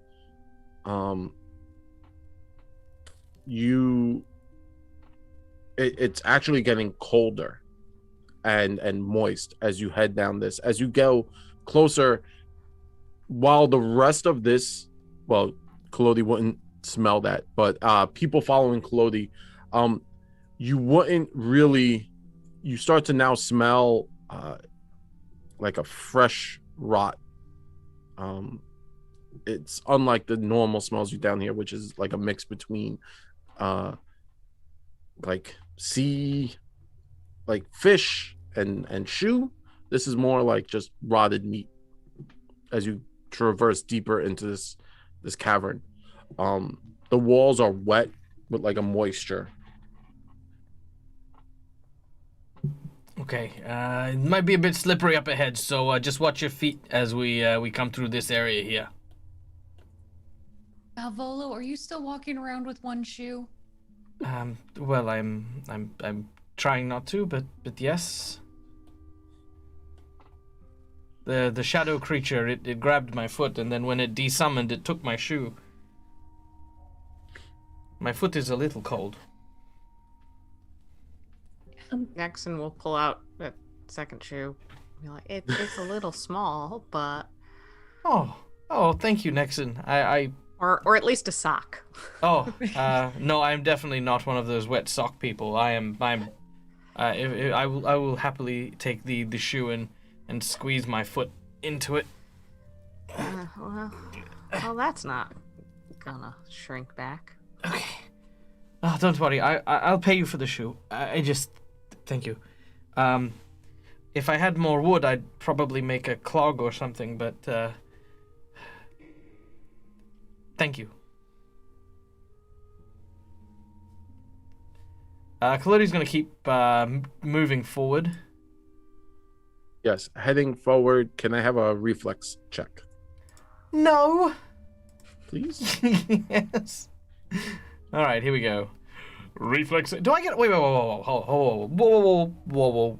Okay, now I want to point out that I have been looking and testing and touching. Do I get a perception check before I need to dodge some crap? You would, but you're not dodging anything. Okay. Reflex save of an 18. As Claudie kind of walks forward with his hands on the wall, you come to a section of this, and remember this is a lot of sandy area. You're now in underground, but it's all very sandy. You step as Claudie steps. Looks like he would have stepped in maybe like a small sinkhole or something, and he is able to avoid it very quickly. It looks like it would have just like maybe pulled his leg in and got him stuck fairly well. Hey guys, there's this I don't know, hole in the ground. Just watch your step when you come through here. I'm gonna kind of I'm gonna test the ground like around, and and make it to try and. Yeah, testing the ground, you notice that like it does become solid as you go. So you're able to kind of like step over it and not have to deal with that. And you can like lead the party around the sinkhole, more or less. I will proceed to do so. Awesome. Claudie, as you go forward, you get a kick out of this, Claudie. As you go forward, you now come into an open clearing. This cavern stinks of rotting meat, and the source of the smell is readily apparent. A swath of carcasses are strewn about the floor of this place. Hey guys, I think we found something. There's just all these rotten bodies here. Oh, by something you mean something absolutely disgusting. Oh my goodness. They didn't even probably. Oh, okay. No buried. No, of course not. They just threw the bodies there. Cassandra, is there something we can do to make sure they don't become anything else? Are they humanoid carcasses? Because you said just the carcasses. They okay.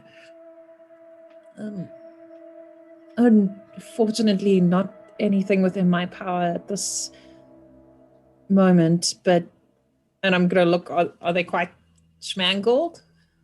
They seem to, looking at them from this distance, right? They would be more. Actually, I'll just put down like a few tokens so that you guys could see exactly what you're looking at. From this distance, you're not 100% sure what they would, how badly eaten or beat up they are, but they are pretty beat up. Generally, if you were to reanimate something or someone, you would want it to be a little bit more whole than this. So, does it look like somebody just dumped bodies here, or like an animal dragged something off to chew on it? Kalodi immediately looks up.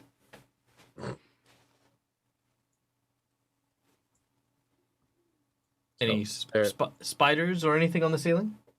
As Kalodi looks up, as Kalodi gets closer into this area, looking over these dead bodies, there are no spiders, but a massive bat. And as it unfurls its wings, it lets out a howl, and it takes to the air. The creature, its eyes not that of a natural creature. Its eyes glow with that sickly, eldritch glow of ghouls. And everyone, please roll initiative. Well, Kalodi and Marvolo. The rest of the party wishes to help out Kalodi and Marvolo. That is up to you.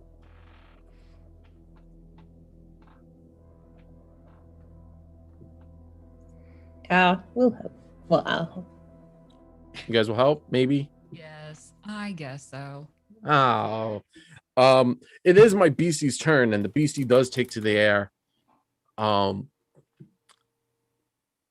Rain, give me a nature check.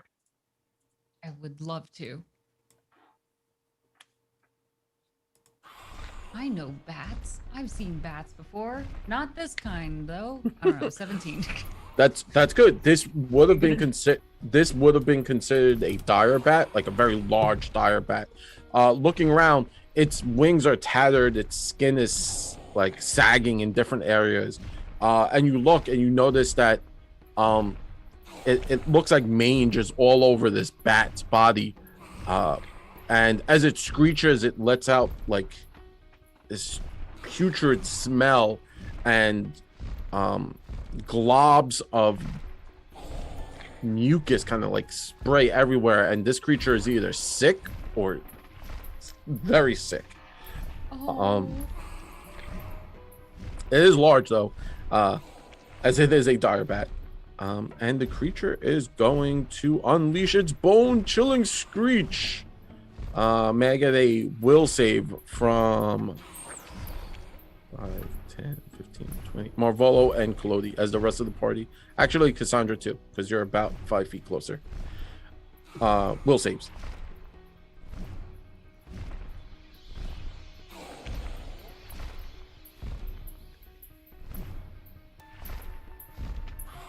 Ooh. Oh no! Not like this, Kalodi. Wonderful. And by wonderful I mean yay. For me, basically, everyone is scared, but Kalodi, you are stunned by the fear. You are shaken. It shakes you to your core.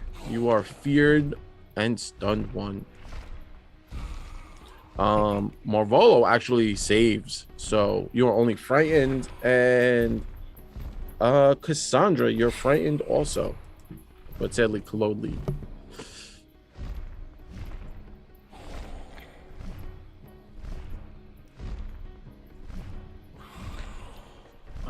And that is its go. It lets out this screech. Hopefully, no one else heard that.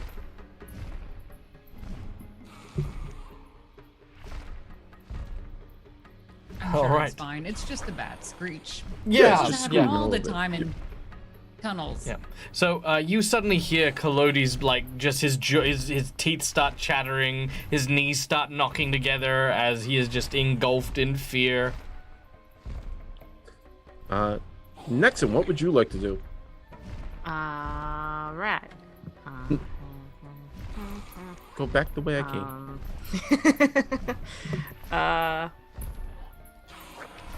Can't really get to it. So, I'm just going to kind of yell out down the hallway, "Why don't you hold your horses?" And I will cast Daze on it. Yes. Boop, boop, boop. It's It success, saved. but you still do damage, correct? Do.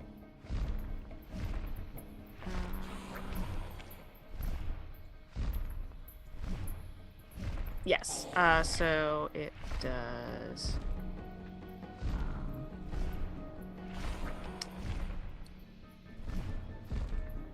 Why does that read differently?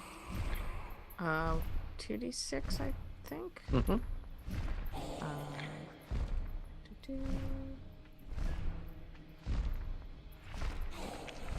That didn't work. So 3 points of mental damage, and I'm just gonna tap Rain on the shoulder and say, fate's on our side. And give her She chose not to accept. No, I'm joking. I Rain, refuse it. I don't know why that don't rolled, want it. no, not like You this. keep your hands to yourself. But yes, it does. You get guidance, correct? It's nudge fate. So nudge fate. it's can make a failure into a success if it's off by 1 or critical. Oh, awesome. Or...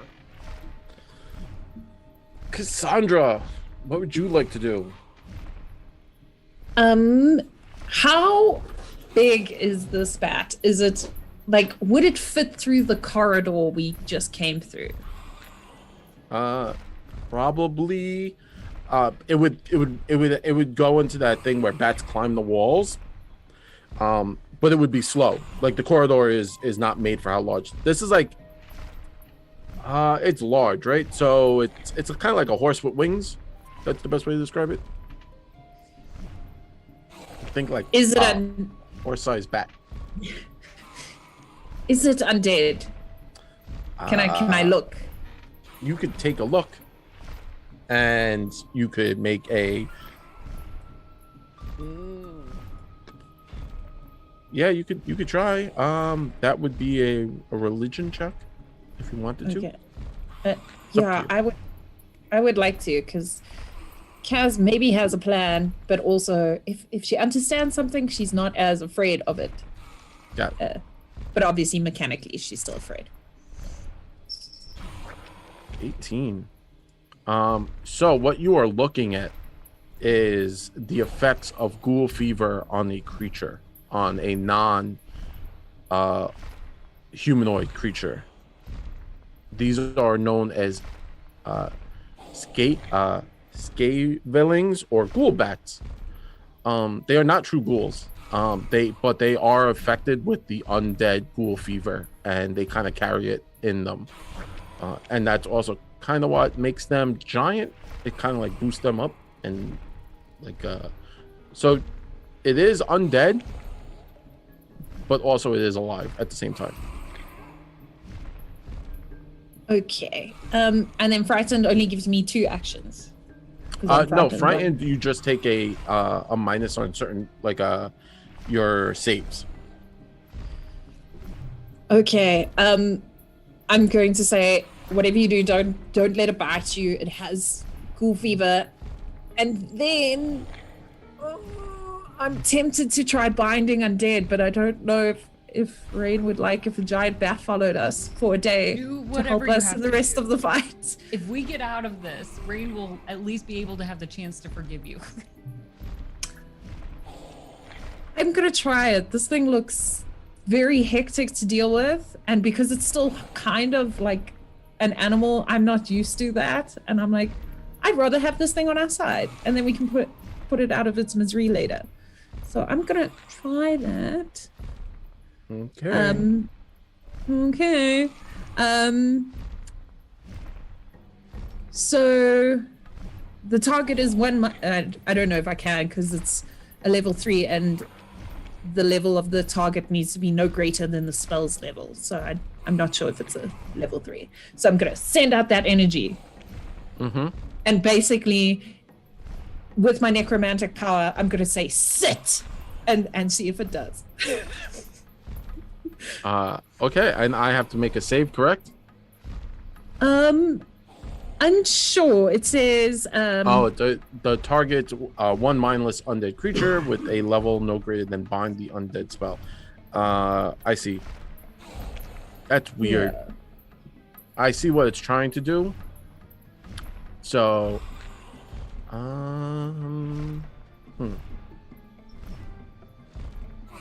because it is not level 3, but I don't know how else you would get that higher.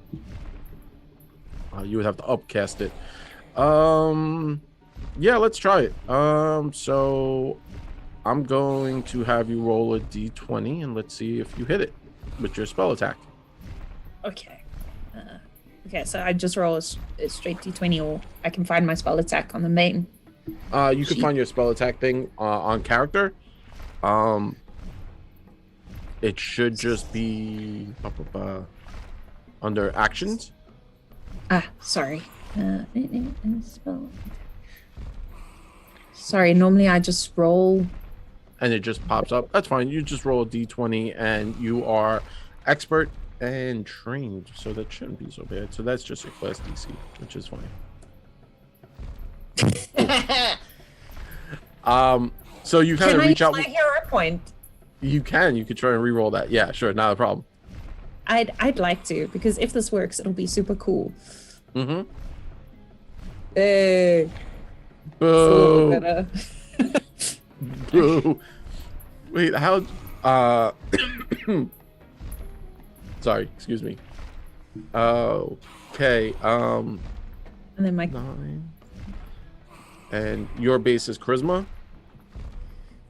I believe so. It says on my sheet that I am CL9 under Oracle. So Yeah, I don't so know if that's my spell. Yeah, you have a plus 11 to hit.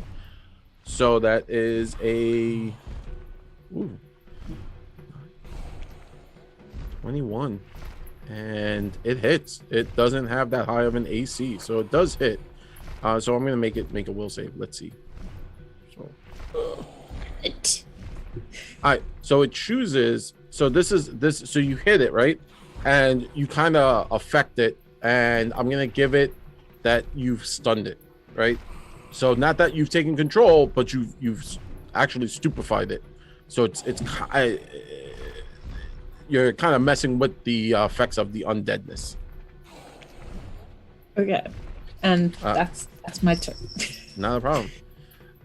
Sorry about everyone. It's really cool, and I wanted to see something cool happen. Sorry. Thanks, guys.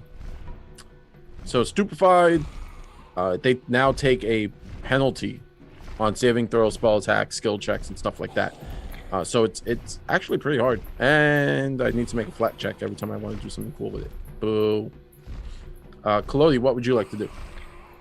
All right. So Kalodi's still got that tether to Rain, right? Yes. Yes. Okay. Kalodi is afraid, and in his fear, Malvolo is going to instruct Kalodi to, Kalodi, try and distract the bats. Try and stop it from coming over here. Kalodi goes, okay, yeah, I can do that. He looks at the rope. He looks at Rain. Starts to nod. Mm-hmm. Okay. And he grabs hold of the rope and ties it around his forearm.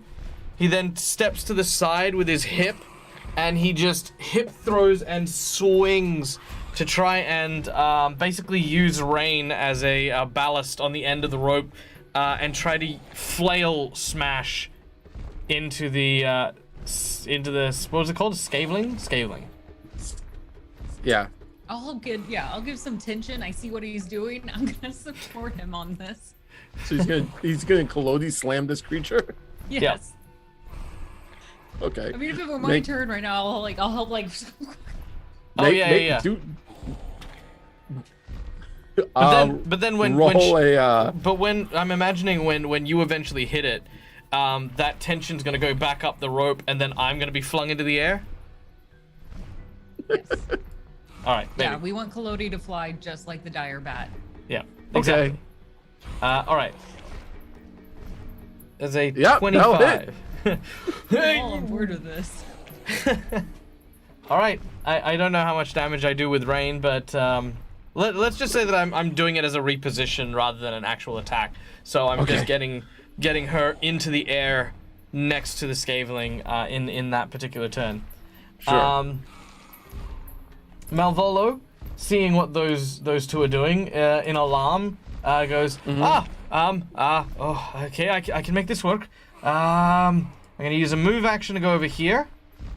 Yep. And I would like to use my quick crafting to make a bone tree.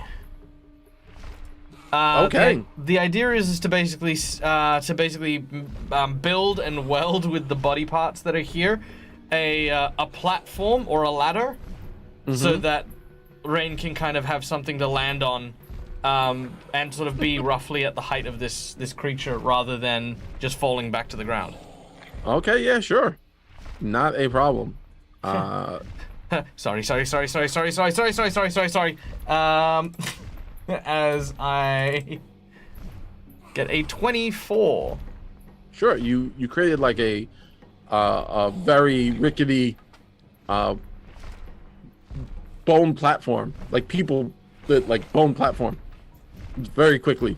All right, and I'll Yeah. stand next to it just to kind of like help support the weight as well where I can. Rain, what would you like to do? Okay, so earlier you described like the dire bat having like mange. Clearly, it's not healthy, Mm-hmm. and I can see all that as well, right? Yes. Okay, so I take pity on this poor bat. I want to help put it down essentially because it is clearly not living in healthy conditions. It's feeding off the dead. It's not great. I am going to cast Entangle. Oh, okay.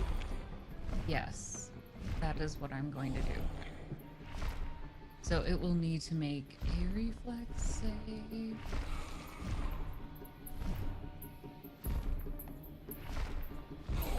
Let's see. Oops, like that. All right.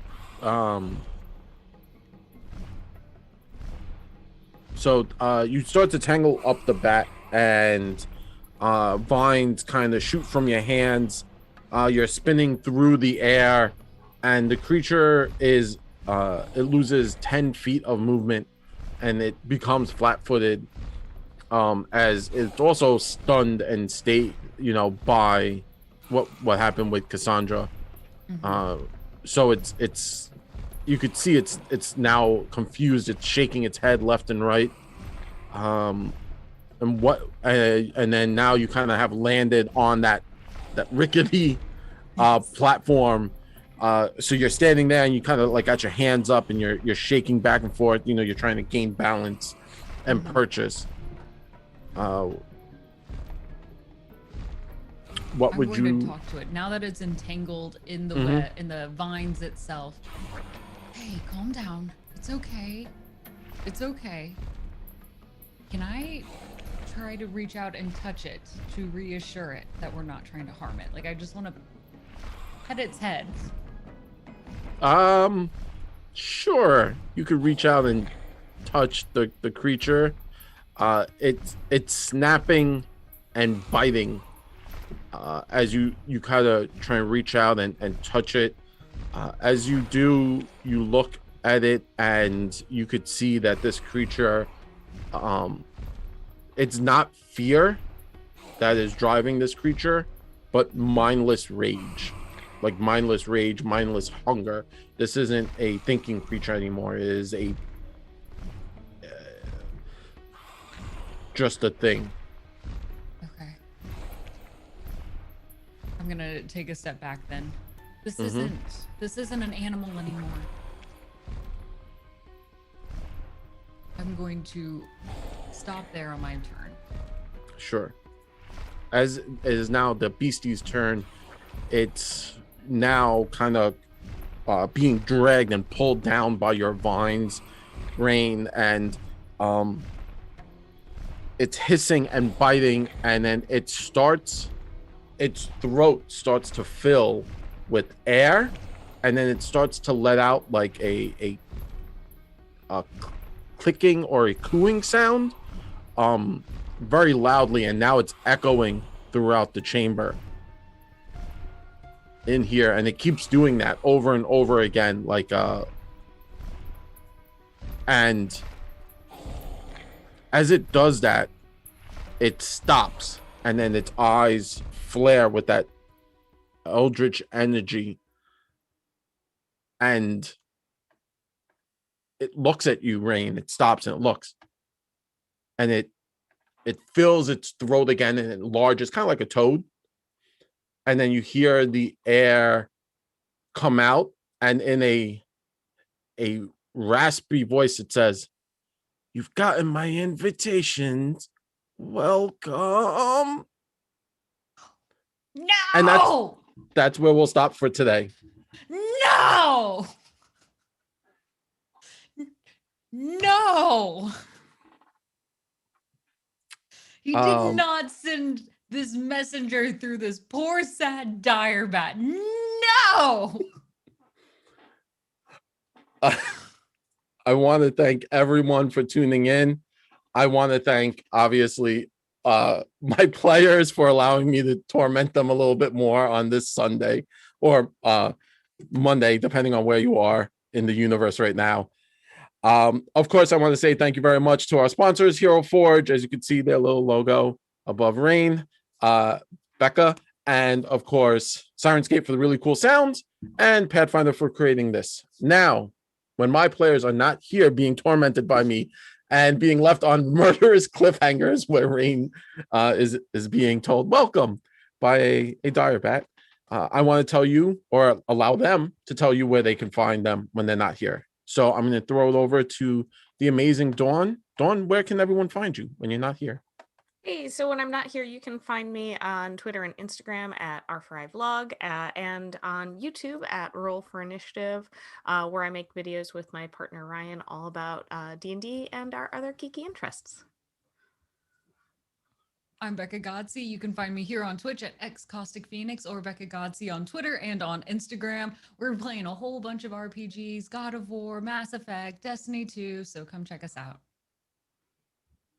And I'm Carly. You can find me on Dum Dum Die, spelled DUMDUMDIE, every Tuesday on Twitch. And it's moving to Fridays now. Our podcast comes out, which is a recap of our D&D 5th edition homebrew adventure. We're facing a beholder in sky sewers. So come join us.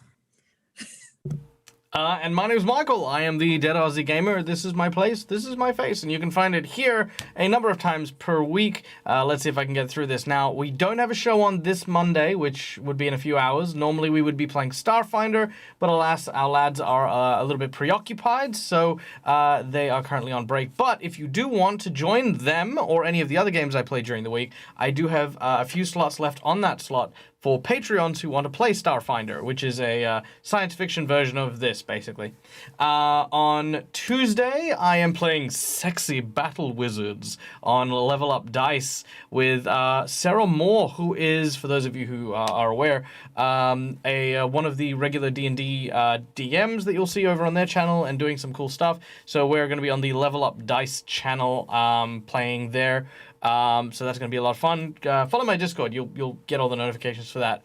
Then on Wednesday, I do Legendary, where I sit down with a group of audience members and we build Hero Forge minis. And then once we are done with the season, we'll be printing them out and you guys get to see the things we created in actual person, sort of. Like, in, I guess, unrendered printedness. Then Wednesday evening is Curse of Strahd. Thursday, Friday, I don't think I have anything. Nope, don't. Saturday morning, I've got Strange Aeons. And then Sunday, we're back here once more, finishing Rise of the Runelords. Now, for those of you who don't know what we're doing, we are playing through the Pathfinder 1st Edition adventure, Rise of the Runelords, which was a 3-part adventure series. That is 3 level 1 to level 20 adventures that was written for Pathfinder, and we've decided that we wanted to play all of these. So we are going through each and every one of them, and we are currently in book 2 of 6 of the first part of the 3-part series. So there you go. Try and follow that. That's what we're doing. So that's where we're at. If you guys want to check those out, those are available on the Dead Aussie Gamer live channel. So go check that out on YouTube and you can get yourselves all caught up. And there is playlists there so you guys can follow each book by the seasons. So, yay. And that's me. That's everything. Thank you, Michael. And when I'm not tormenting all these amazing players with ghoulish monsters, you could find me on my channel, which is on Twitch. We play every Wednesday, or most every Wednesday, which is NVNG, or you could go over to our website, which is nvngpodcast.com, and listen to our podcast, because we too, like Carla, do podcast. So it's fun. So as always, I want to say thank you very much to everyone. I want to say a huge thank you to the chat for everything. You make this game amazing. We come out and we love playing for you guys. And of course, thank you to Hero Forge and Sirenscape, and of course Paizo for creating Rise of the Runelords.